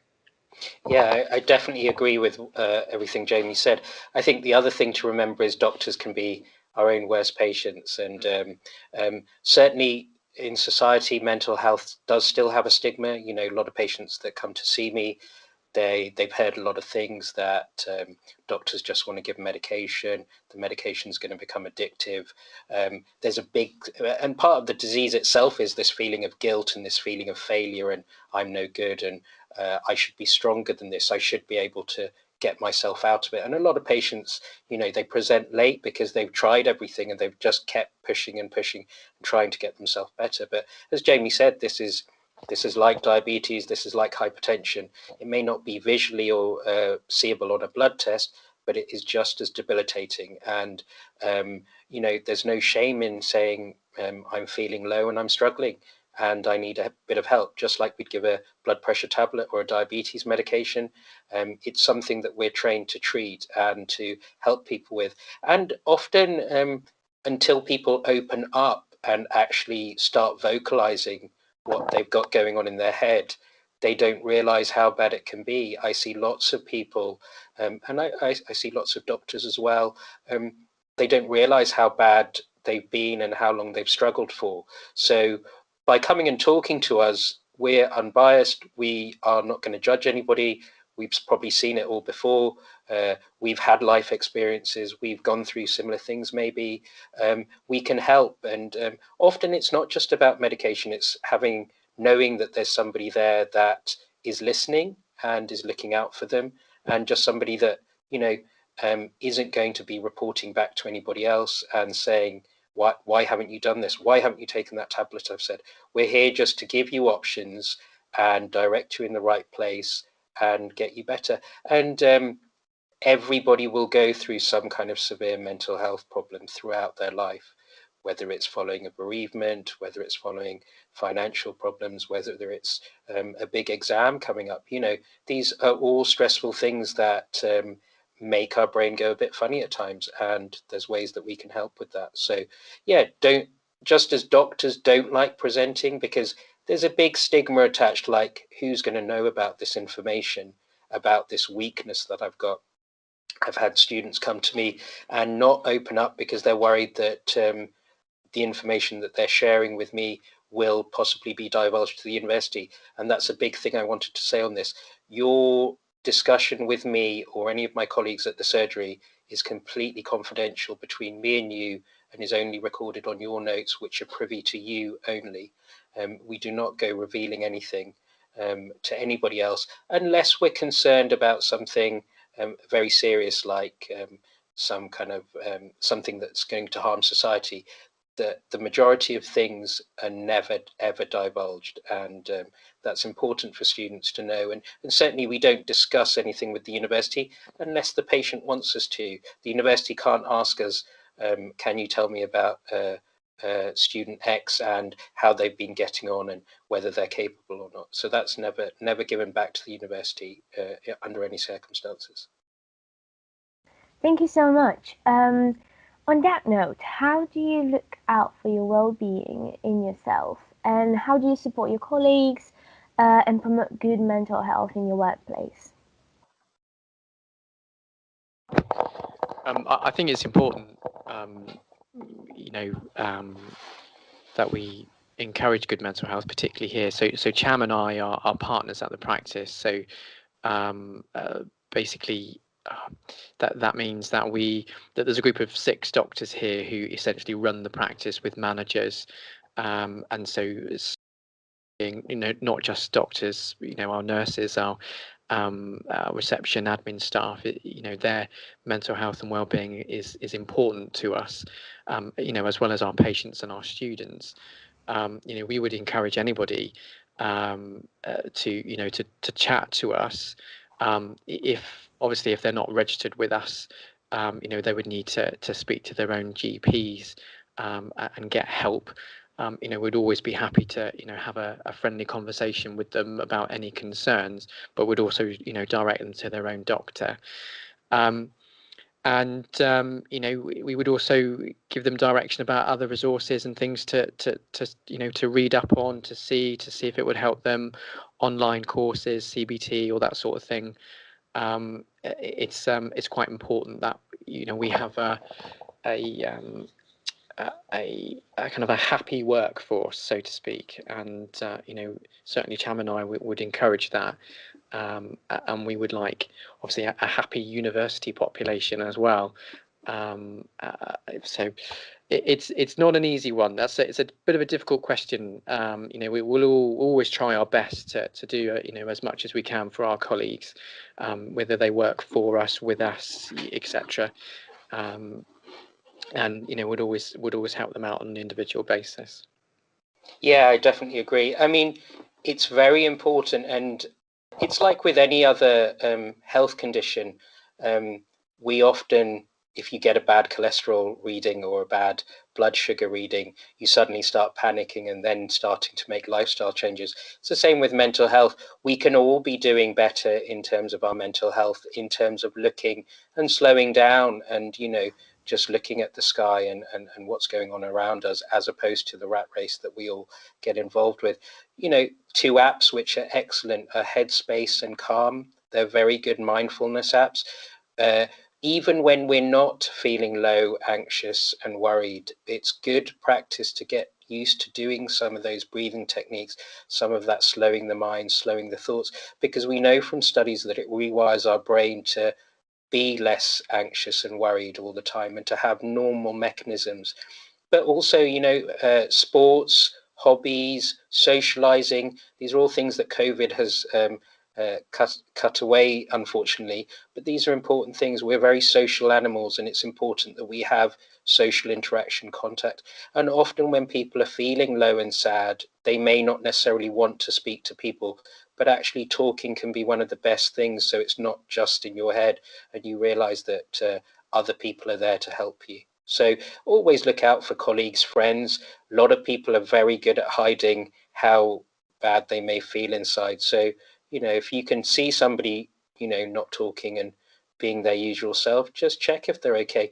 That 5 minutes of talking and checking may be something that stops somebody doing something that they felt that nobody was there for. I totally agree with that, Cham, because I've had instances where patients have been very unwell mentally, and that conversation or that phone call you have with them had changed their direction. They were going to attempt to, for instance, take their own life or self-harm, it was that conversation that you had with them that made them change direction, and they're still here today. So it's really important that people talk about this, and make people aware of their concerns. Yes, thank you so much. That is true. Having that conversation and just asking someone, how are you? Why? What's playing on your mind is really, really important. And it's, again, one of the things that we really do emphasize when we carry our workshops, when we do all of our events. Just usually ask twice. The next question would be, what advice or tips do you have on coping, especially for people who have been struggling a lot this year, and especially for people with pre-existing conditions that have been going through the pandemic now, 2 lockdowns? So what sort of tips would you give them? It's an unusual time, isn't it, that we're all living in at the moment. Nobody has lived through something similar in terms of pandemic and the scale of its age.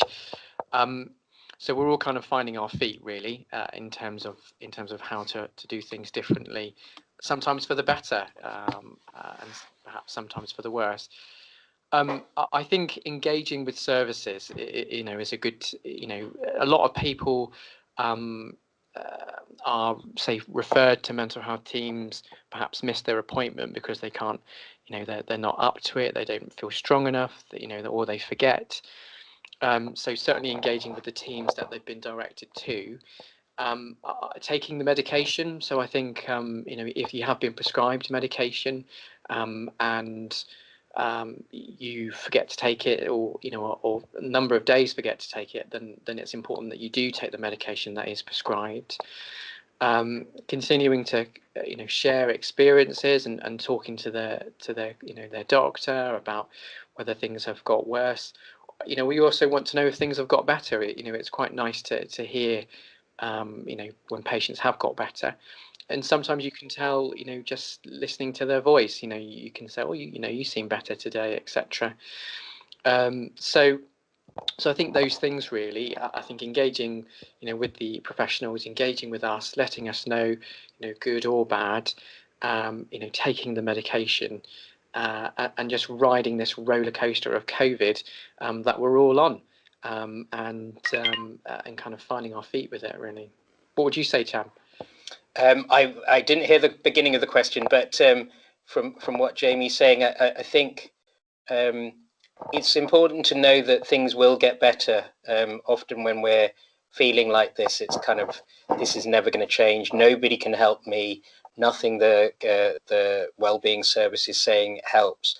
But it's a slow burn, and it will get better.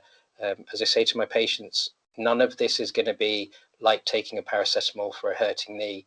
It's about changing the way we've been doing things, slowing down, recognizing when we're not when we're not doing the things we enjoy, when other people are noticing mood changes, all of those things. So and just because you've had it once and you got over it, doesn't mean you can't have it again. Now, God, hopefully none of us do have it repeatedly, but even if you do, it's not a sign of failure.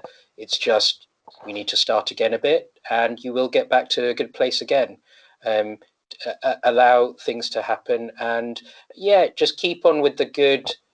For me, COVID's not been as bad a thing as I thought. I've slowed down a lot. I'm taking more interest in things that aren't the fast-paced things, going out, all of those things that, reading a book, spending time with family, reconnecting. There's good things that can come out of this. Obviously, for the younger students, it can be, the time that they're looking forward to. But, keep in contact with friends, speak to family in the limited way. Human communication is a very, very important thing. Thank you so much. You are both very, very right. And everything that you said is very useful. So as we said throughout the interview, COVID has changed a lot of things for a lot of people and had a lot of impact on everyone. So how has COVID-19 impacted you as an individual? I think it has changed certainly how we work at the practice. We are seeing less face-to-face consultations. We are still, want to make it clear, we are still doing face-to-face consultations. This is, as we say, it's a learning process for all of us here, and how we manage things in the pandemic. We personally, we have to wear the PPE. Certainly when we're seeing patients, that is quite tiring and that hurts sometimes when you're wearing it for long periods of time. Even walking around the practice, we're having to wear masks and things, and follow local and government guidance. So there are some benefits. There are some downsides to COVID. And as Cham says, it does make people connect a bit better because you're not going out to these places, and things, and you've got more time to talk to people and spend time with family. So that's certainly what I've been doing, is I have had more opportunity to spend, with my family. One of the things I do outside of being a GP is I work for a charity called NARS, Norfolk Accident Rescue Service, and that involves supporting the ambulance trust going to very, and because of coronavirus, I'm unable to do that as much as I was able to, because of the risks. But things will hopefully return to normal, and who knows when that will be. But I think in time things will go back to the way they were, with some amendments, I think. Yeah, I definitely agree with Jamie. There's some benefits to this, as some real downsides. I haven't seen my parents close up for quite a few months now. I did in the interim period when things eased up again a bit, but haven't for a while since. But I'm still in regular contact, checking on them, speaking to them every day. This is a blip in our human experience that we're going to have to learn to live with. It can be difficult for some people, and I can imagine people that are in flats on their own, or student accommodation where there's nobody else there. That must be very draining. But good. See what you can. Go outside. As I say to my patients, there's nothing worse than sticking in the same four walls for day in, day out. It's just not. It's built to make us feel low and down. So COVID's definitely possibly making us do that. But go out, exercise, fresh air, seeing the leaves falling, seeing the squirrel run across the field. Those kind of things, they just break the monotony a bit. So those things are important. But without a doubt, we're going to get through this, and we'll all be different people at the end of it. But COVID-19 isn't going to stop us living unless we let it. So we've just got to work around it and make sure we're healthy and mentally healthy as well. Thank you so much. Is there any take-home message that you want to give to those watching today? Yeah, I think the real reason I was quite keen to do this is both me and Jamie, we love our job. I love being a doctor to students. There is nothing that they are going to tell me that I'm going to judge them and think that, gosh, just pull your socks up and get on with it. Why did you waste this appointment? There is nothing that I'm not happy to see or talk about. So if you've been holding it back and thinking that you just want to live with your own thoughts, please come and see us, because that's what we're here to do, is to help you through your struggles and get you better so that you can enjoy your life, which is what you've come to UEA to do. I totally agree. You know, we always do things with the the students or the patient's best interests. When most of us, all of us, will go out of our way to do what we can to help that person. So we are open. We have not closed. I remember speaking to a student who thought we had closed. No, we don't close. We're open every single day apart from Sunday. And we are encouraging students to make sure that they register with us as well. Our doors are open, and I believe this university requires people to register with a GP surgery locally as well. And so we're happy to continue to take on students and increase the numbers registered at the practice. Thank you so much. This would be the end of the interview. Thank you so much for joining us for MH24 in support for Nightline. It's been a pleasure. Thank you so much, Dr. Gildini and Dr. Crawford. Thank you for having us. Thank you very much. Thank you. Okay. And we're back. I say that every time, I think.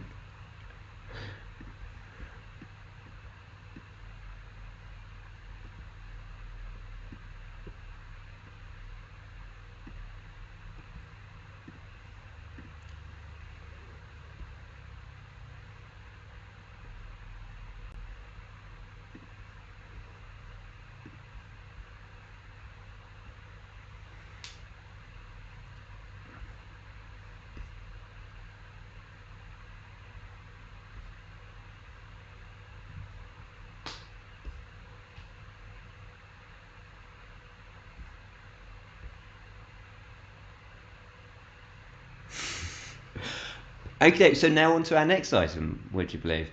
It's now time to talk about, taking a break and Take 5. We had a nice little chat the other week with Toby from Take 5, introducing us to the services they provide.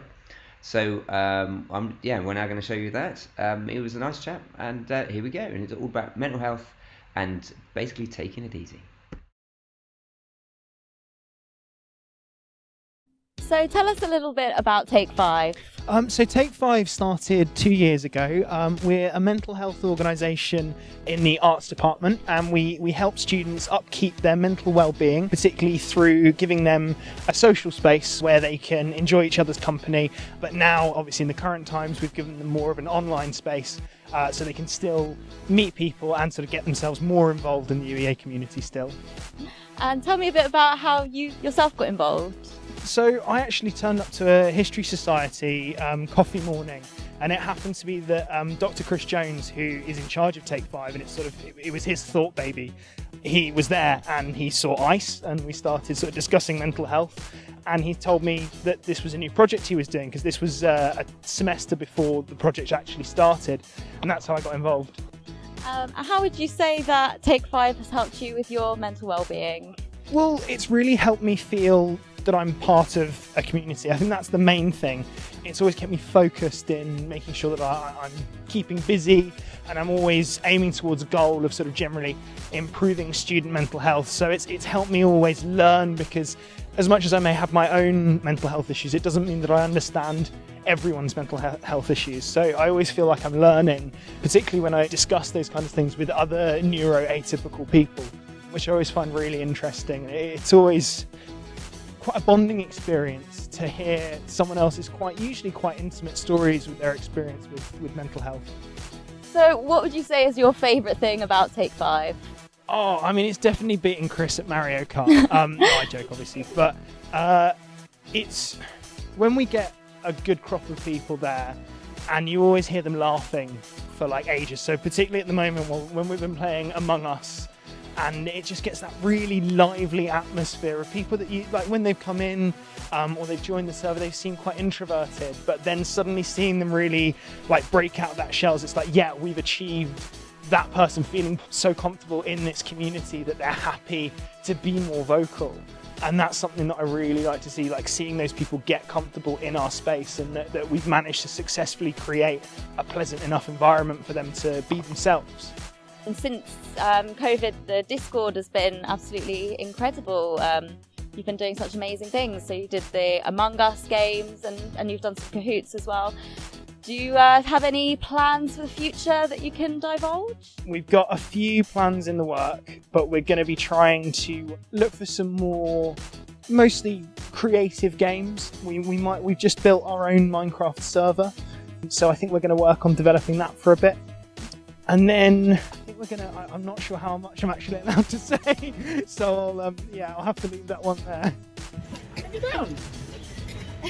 So for those that haven't got involved with Take 5 before, tell us how can you get involved? So the best way is by joining our Discord server, which is available on our Instagram in the bio. We also have an Instagram account under Take 5 UEA, and we also have a Facebook page which is under the same name as well. But the best way, like I say, is our Discord, because we do 3 sessions a week. We do a Monday session from 7 till 9, a Wednesday session from 4 till 6, and a Friday session from 7 till 9.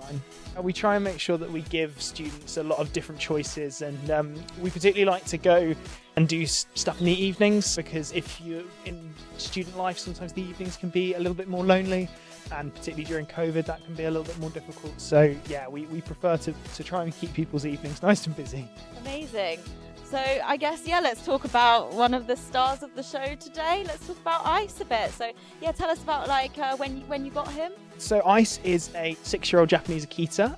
He is originally from London, which is where I got him, and I got him 3 years ago, so in 2017. So the main way that Ice helps me is by being a comforting presence, and so it's quite difficult to be really sad when you've got a giant fluffy dog that gives you a big old cuddle. But if I'm ever having a panic attack or anything like that, he's able to sense that and support me through them. So how does Ice help you with your mental health? Well, I got very ill in 2017, and it meant that I had to leave the university that I was at, and it was a very difficult time. And I said many times before, I don't think I'd still be here if it wasn't for Ice. He really did save my life. So mental health, it wasn't really something that was a big part of my life until I was about 18, 19. But then it hit me like a freight train. But yeah, now it's just been, from the age of 19, it's kind of just been a story of recovery. And yeah, that's where I'm at now, just trying to get myself better and get my degree, really. A lot of people feel like mental health can be, that's it. And a lot of the time, when you're at your worst, it really can feel like that. And I know that's how I felt a lot of the time. But actually, it's not. It really isn't. It's as cliche as it may sound, it does get better. And how has your mental health impacted on your life? I mean, a lot of the time it can feel like mental health and mental ill health can be a big block in your life, and a lot of the time it feels that it can define you. But from the years that I've spent since then, I've really learned that it doesn't, and there always is a way that you can get better, however that process may be for you. For me, it was first through Ice, and then it was through copious amounts of therapy, but it really does help to know, and a lot of the inspirations in my life, like Chris and other academics that we've got here, have been through those tough times and are now spending that time trying to help other people. That's something that really inspires me and makes me want to do that too. So that's why I do a lot of the work I do. So what kind of things do you do to help with your mental well-being? For me, I think I've got in the years that I've been alive, it's been learning my moods and when to self-care particularly, and knowing when I'm feeling like I'm burning out from the amount of work I'm doing. that I need to take a day for myself. And I love video gaming, which is no surprise because I do take 5. But that's been particularly helpful for me. I really enjoy doing social video games, lots of like cooperative stuff. And I've always found those kind of like nerdy communities to be such a safe and friendly space, because a lot of the people that I spend time with there have also been through hardships, particularly related to mental health. So it's always very welcoming atmosphere. So having those spaces and communities, particularly around activities that I enjoy, they've been really good. And so do you have any take-home messages for all the people that are watching at home? Oh gosh, so many. Join Take 5, which you do just by turning up. But yeah, I think particularly trying to learn what works for you and finding activities. I find being as busy as possible really helps me get through, particularly because my mental health, ill health is particularly related to trauma. So focusing on a task in hand really helps me, but it's got to be something that I enjoy. That's the main thing. It's got to be something that I'm really gonna be able to sink my teeth into and enjoy. So finding something that works for you, and I think that's a very personal thing. But yeah, finding those activities and keeping busy, I think that will help a lot. Thank you so much for joining us today, Toby, and thank you, Ice, as well. It's been lovely speaking to you both. Thank you so much for having us, and thank you for letting me represent Take 5, and thank you for all the work you're doing with Educate and the live stream as well.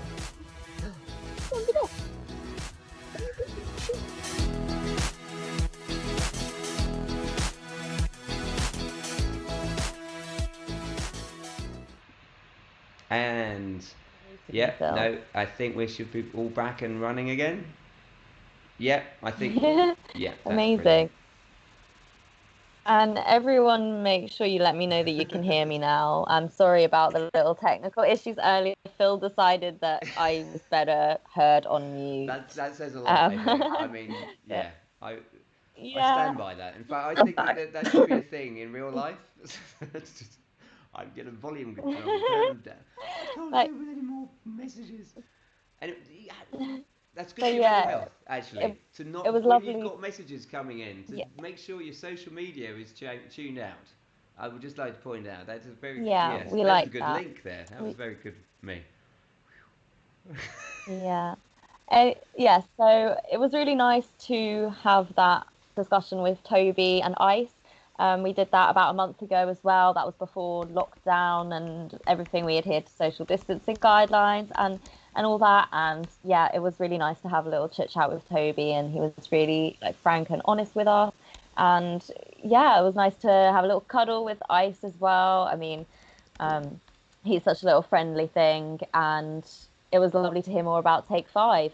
And as Toby mentioned, you can join the Discord, which is where they've got like nearly 300 people on there. They do loads of different games online. There's like loads of different channels for whatever you're interested in. There's something for everyone. So yeah, that was Take 5. I would some of the things that he was saying on there, I particularly I felt were useful to me too.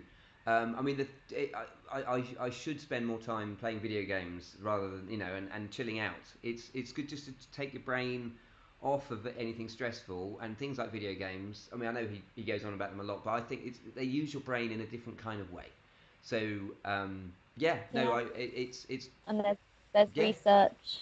Yeah, as you said, there's research to like prove that it's good for your mental well-being. So if you do like a good video game or game of any sort, I personally love a good board game. I love sitting down with friends, family, playing a good game of Monopoly. Although I've heard from my flatmate that he cheats. He's profoundly like come out and said it's part of the game of Monopoly to cheat if you're the banker. And I said to him, I'm never playing with you. If I am, I'm never letting you be the banker. Yeah, I would like to point out as well, of course, in the modern age, you can now do all this stuff online. During lockdown, it is still possible to play games. If you both got the board game at home, then as long as you move the pieces or whatever it is you do, you can do these things virtually nowadays. Yeah, and a little shout out that next week UEA TV will be playing virtual Cards Against Humanity on Tuesday evening from 5 till 7. So if you like a good game of Cards Against Humanity, we'll be doing that. Everybody's welcome. You don't have to be a UEA TV member. It's just a good opportunity to join us, play a game, and then obviously you feel like playing games with us, and you know, we mix on nicely, then you might want to make some television with us, such as, I don't know, a 24-hour live show like this one. Right, and next on that 24 live show, don't forget, he says, what a segue, some yoga. Yes, we're going to be joined by the president of UEA Yoga, and this is another thing that you can carry on doing during lockdown. I know that they've been running all their sessions online as well through Zoom, and Lucy might tell you about a little collaboration that we're going to be doing on Monday evening as well. But we're going to hand over to Lucy to run a roughly half-an-hour yoga session. Everybody. Oh, hello. As they said, I'm Lucy, the president of yoga, and on Monday, I think it is, we're planning to do a collaboration with Educate to raise some money for November. So feel free to go to their classes or to the SU page to get your ticket. So we're just going to start with a more overview of a yoga class. So we're going to start either in a seated position, cross-legged, or in our half lotus position. And we're just going to start by warming up the body with some basic mobility. So we're going to place our left hand on our right ear and just start to draw it down to the side. I'm just going to open up the side of the neck. Just taking some nice deep breaths here. We always get such tense necks from when we're lying down or sitting at our desks. And then we'll exhale, release, and we do the same on the other side.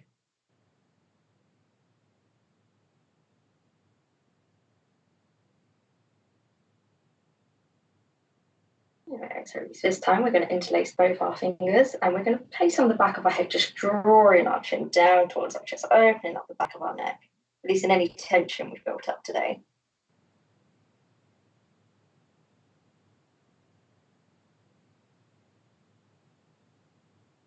We're going to exhale, release. We're just going to start by walking out our right arm and reaching over with our left, allowing us to open up the side of our body.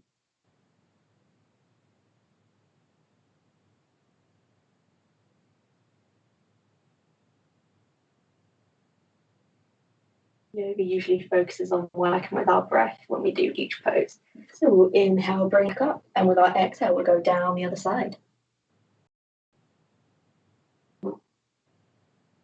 We can easily stay up on our arm, or we can come down onto our forearm. Your preference is up to you.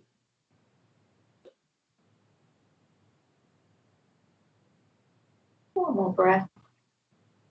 We're going to inhale, bring both our arms up. And as we exhale, we're going to fold over our legs, reaching out in front of us, stretching out our hips.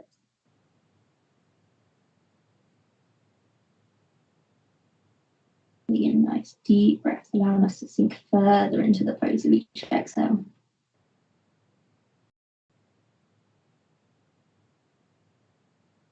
We're going to walk our hands over to the right hand side, allowing us to open up our right hand side.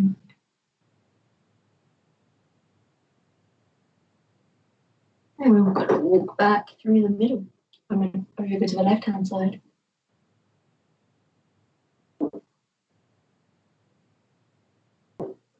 And we're going to walk our hands back up and we're going to reverse the cross of our legs.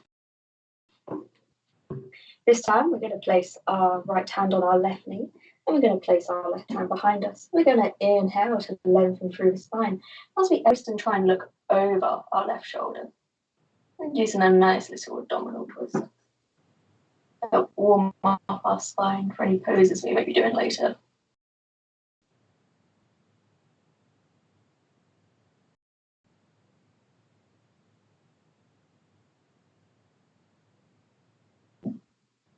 We're going to inhale, bring ourselves back to center, and as we exhale, we're going to do the same on the other side, placing our left hand on our right knee, our right arm behind us, inhaling to lengthen through the spine, and looking over our right shoulder.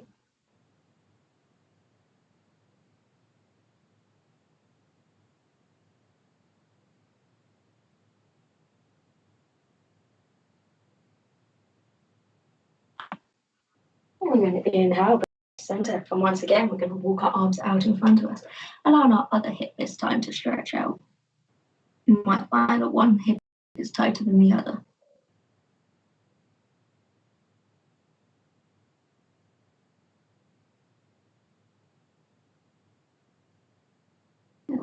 walk our hands back up.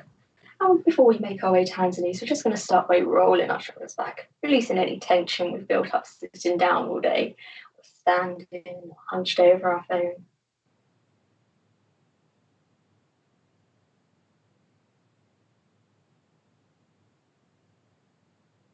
And when we're ready, we're going to make our way to hands and knees.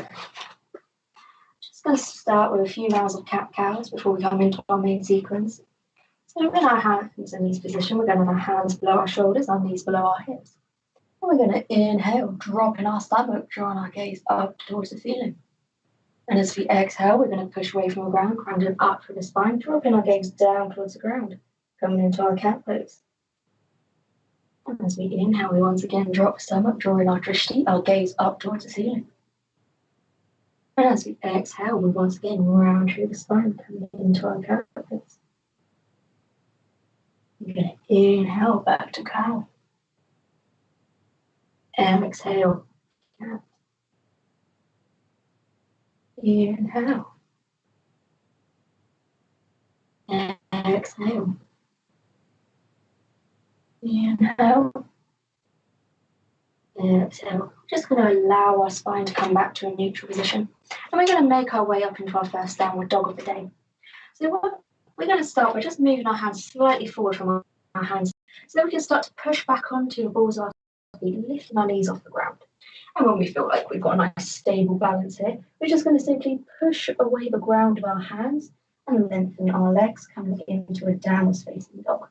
We want to have our pelvis as high as we can, creating a nice line from our hands up towards our tailbone. Perfectly fine to just start pedaling your feet here, releasing any tension we might have built up in our Achilles and calves. Or you might want to sit.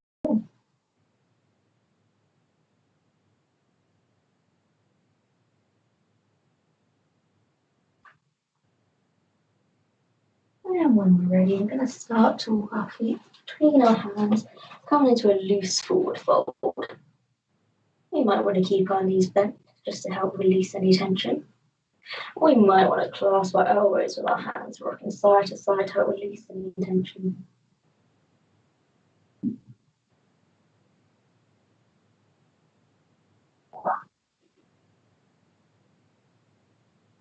And when we're ready, we're going to inhale, bringing ourselves back up to standing. And bringing our hands back to heart center. We're going to start with a few rounds of sun salutations to help warm up our body before we go into any main poses. So we're going to stand with our feet at hip width apart, with a nice tall spine with our head as though we're right, landing on a shelf. And we're going to inhale, sweeping our arms up towards the ceiling, bringing our gaze up towards our fingertips. And on our next exhale, we're going to hinge forward at the hips, bending at the knees, coming into a loose forward fold. And we're going to inhale, just flattening our back and lengthening our legs. And as we exhale, we're going to place our hands onto the ground, stepping back into a high plank. We want to make sure our hands are below our shoulders. And we have a nice line, good spinal alignment. And we're going to all drop our knees down to the ground before keeping our elbows nice and tucked in, bringing our chest and chin down to the ground before allowing ourselves to fully flatten. And with our hands below our chest, we're just going to peel our chest away from the ground, making sure to maintain a nice little bend in the elbows.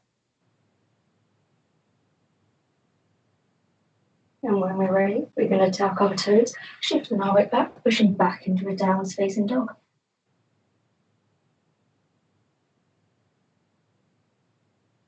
And we're going to step one foot followed by the other, coming into a forward fold. And we're going to inhale, flattening our back. Exhale, back into the forward fold. And we're going to inhale, sweeping our arms up towards the ceiling. Exhale, bring our hands to heart center, and we'll do the same again. Into last. We're going to inhale, sweeping our arms up to the ceiling. Exhale, forward fold. Inhale, flat back. Exhale, stepping up, chomping back into a plank. And once again, we have the option to drop the knees, or we can shift our weight forward, keeping our elbows tucked, come into chaturanga, tucking our toes into up dog. And if we're in loose chest, we're going to shift our weight back into downward facing dog. If we're in up dog, We're going to roll over our toes, coming into downward facing dog. And we'll take a couple of breaths here to reset the body.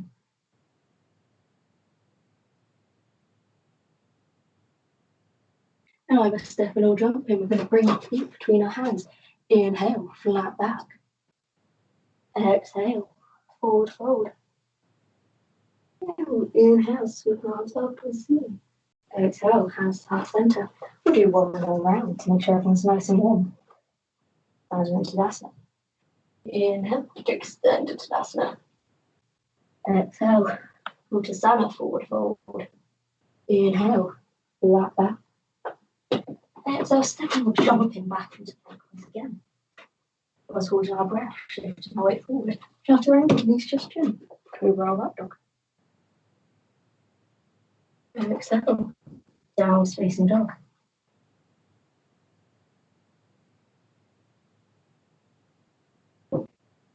Inhale, flat back.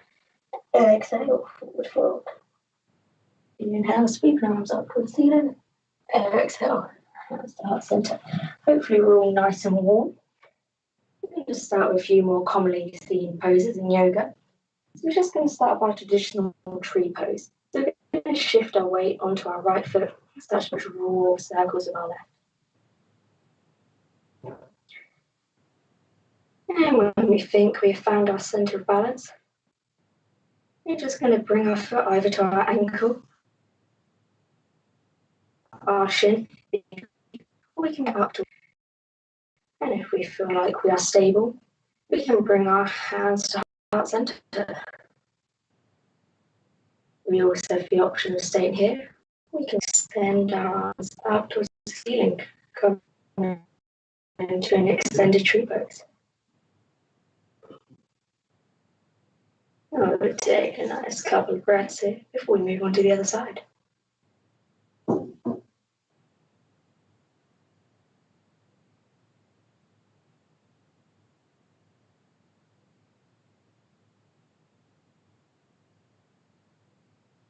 This is a nice one to test your balance, and you might want to test it further by trying to close your eyes.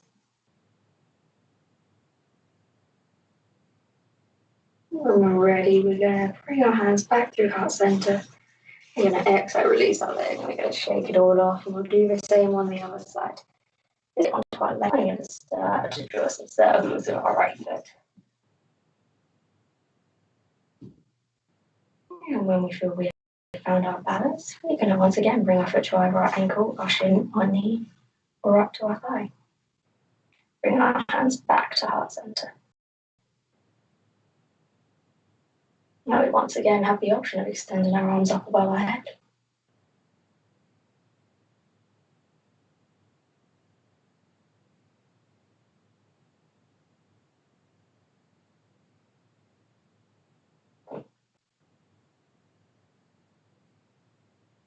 If we are struggling for balance, it is nice to try and create as much tension as you can between your foot and your leg, and it will help you find your balance better.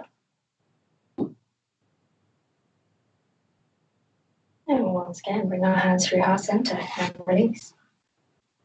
And we'll shake it all off. Stand with our feet at hip width apart. We're going to step back our right foot just enough that both our feet are flat on the ground. And we're going to roll our shoulders back, either keeping our hands on our hips, or we're going to cross our elbows to the opposite hand. And we're going to inhale, roll it back. As we exhale, we're going to fold over our front leg. And we should feel this down the back of our leg, mainly the core muscles after we've been using them to balance.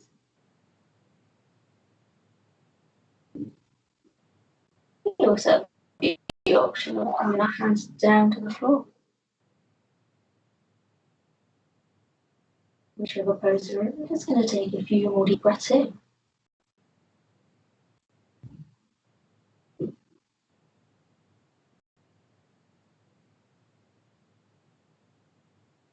And we're going to inhale, bringing our hands to our hips once again, and bring ourselves up. Shake it all off, and we'll do the same on the other side. So once again, stand with our feet at hip width apart. We're going to step back our left foot this time, once again, just enough so both our feet are comfortably flat on the ground. And we can once again have our hands at hips, Class behind us. Inhale, goes back, and as we exhale, we'll fold over. Generally, 5 is more achievable on one side than the other, and that one side is more flexible than the other. And it also can be more comfortable to have a slight bend in the knee so we're not locking our knee back.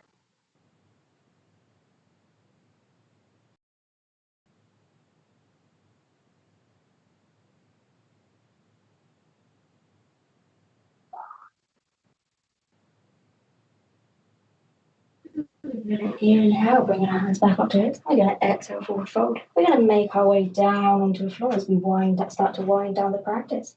We're going to stand and extend in our Tadasana pose. And we're going to inhale, sweep your arms up to the ceiling. Forward fold. And we're going to step back into a plank. Underneath chest in or chest round. Come into our downward facing dog. And this time we're going to come to a crossed position. So we can either jump through, bringing our right foot to our left hand, or we bring our knees down. And we're going to extend our legs out in front of us with our feet flexed. And we're going to sit with a nice tall spine and with our arms down. And we're going to exhale, folding over our legs, trying to reach our toes. We might want to have our hands next to our legs, or we might want to have a bend in the knees to bring ourselves closer. Take some nice deep breaths here. If you are someone who may start to break ground, releasing tension in our Achilles and our shins.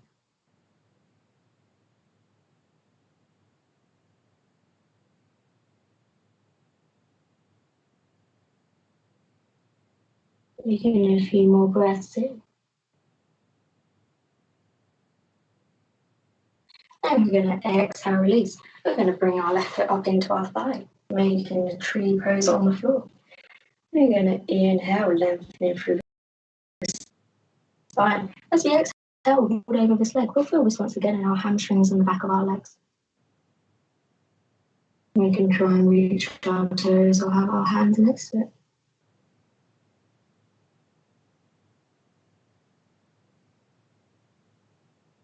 Just for a couple more breaths.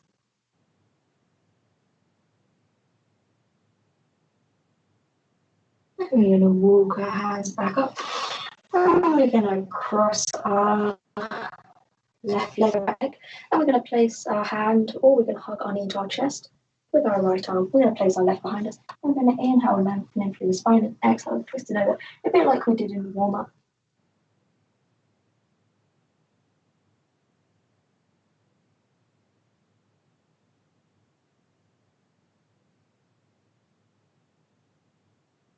We're going to exhale, release, and do the same on the other side. So we're going to inhale and exhale, forward fold.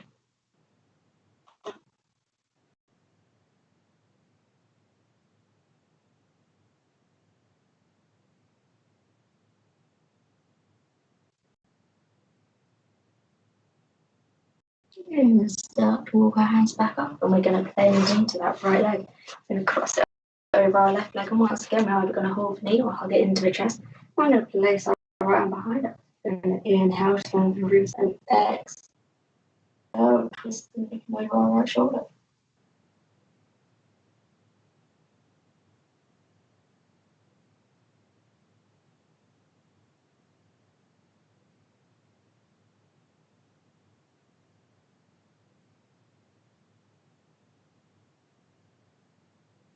And exhale, release. And we're going to bring our heels together, coming into a butterfly pose or a coffin pose. We're just going to allow our knees to sink out, down towards the mat, helping open up our hips. Taking some nice deep breaths in. And we'll come into our last couple of poses.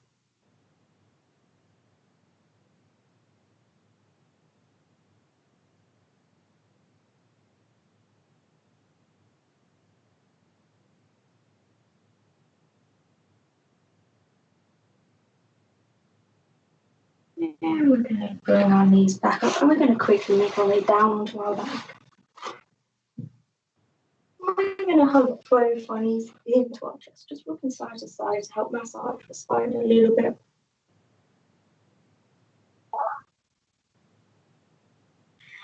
we're going to release the right leg down towards the ground. As we hug our left knee into our chest, we're going to place our right hand on our left knee. We're going to drip down towards the ground on the right hand side, whilst bringing our other arm up our left arm into a T-shape. Going into a nice little twist.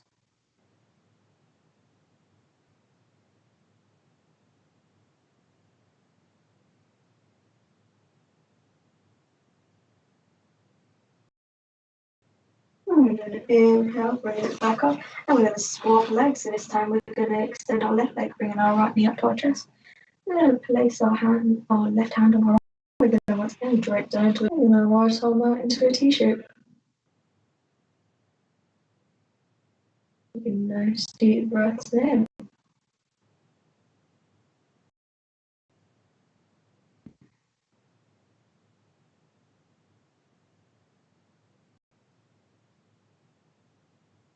And then inhale, bring our knees back up to our chest. We're going to bring our knees into our chest.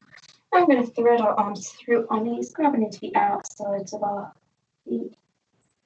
Come in and push our knees towards into a happy baby.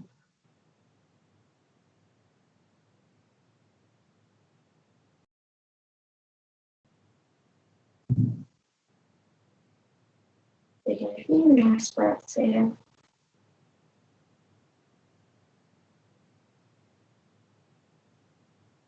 And we're going to release it down to the ground. And we're going to come into our final relaxation. So we're just going to extend our legs out towards the ground, coming into our Shavasana pose, our corpse pose. And we're going to place our hands up towards the ceiling. This is our Shavasana pose. By closing our eyes here and taking a few nice deep breaths.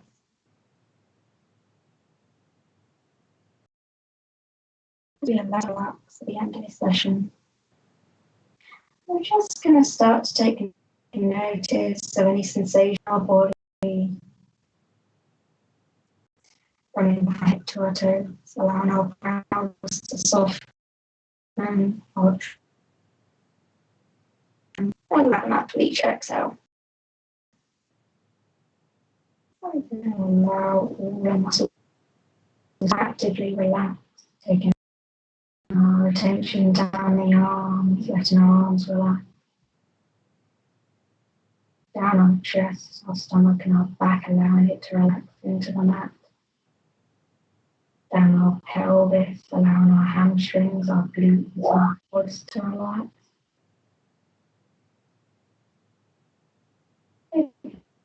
Our attention down our knees, allowing our shins to relax, allowing our Achilles, our feet and our toes to relax too. Just allowing our whole body to relax into the mat. Just taking it, just relax. Allowing any thoughts to come and go.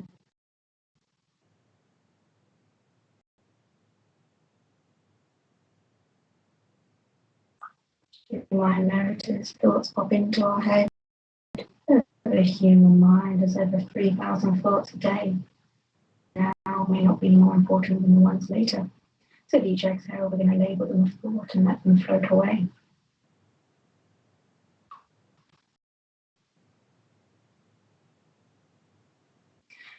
We're just going to start to take notice of everything we can hear around us. Maybe the sound of your own breath, noise. We're just going to start to draw our attention back to ourselves and then focusing on what we can hear. We're going to start to take notice and have some slightly more deeper breaths. Allowing more sensation to come back into our body. Start to notice how your body feels, any sensations or feelings that might be happening. And now we start wiggling our fingers and toes to help bring back sensation to our body. Or you might want to reach our arms up above us, stretched as though we're trying to get up in the morning. And when we're all we're going to hug our knees into our chest, rocking side to side to help warm up the spine. And we'll roll onto our right hand side and bring ourselves back to our class. For those who took part, I hope you enjoyed this class. Feel free to come to book onto the Educate class on Monday. Namaste. Thank you for having me, MH24 Live.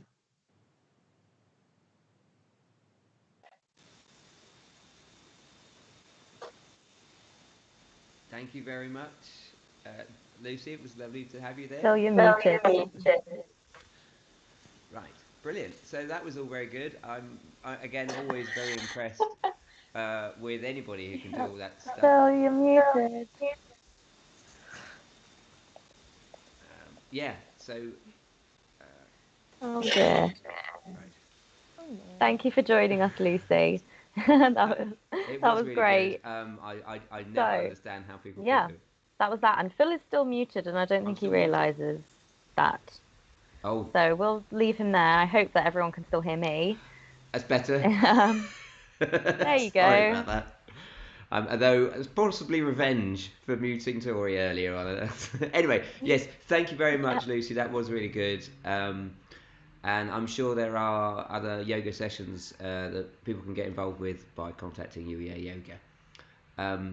And we could do stuff like this on UEA, not to advertise, but we could always do more stuff like this on UEA TV in future, because I think it was very good. Anyway, right, so that's about it for the morning section. The plan. So we've done 4 hours, would you believe, out of the 24. Gosh, and we got only 20 hours to go. We can do this. But there's so much. So yeah, the way that it's going to work is we're going to be splitting into little segments. So we've got our morning session, which is finishing at 1 o'clock, and then we're going to be starting the restream again from 1 o'clock for the afternoon session, and we're going to be starting off bringing in some of the Educate committee who will be joining to help us to host for a couple of hours. And yeah, so we just want to again remind you that we are fundraising for Norwich Nightline, and so if you can, we would really encourage you to donate, and you can do so through the Norwich Nightline Student Union website. So you can just Google that, and for students, really easy to do. And if you're a guest or a staff member or anyone external, you can still donate. All you need to do is create a guest account, which is quite easy to register through the Student Union website. If you need any help with that, feel free to get in contact with UEA TV or Educate through any of our social medias, and we'll be happy to help. Yeah, that's all very good. I hope everyone's enjoyed these 4 hours so far. We've had a variety of content, you know, various bits, but like I say, we've like Tori said, we've got an awful lot more to come. We'll have new presenters as well, so it's not going to just be me and Tori for the whole 24 hours. Coming right up after the end of this bit, so we will stop streaming for about 10-15 seconds, not even that, and then we will start again for the afternoon session.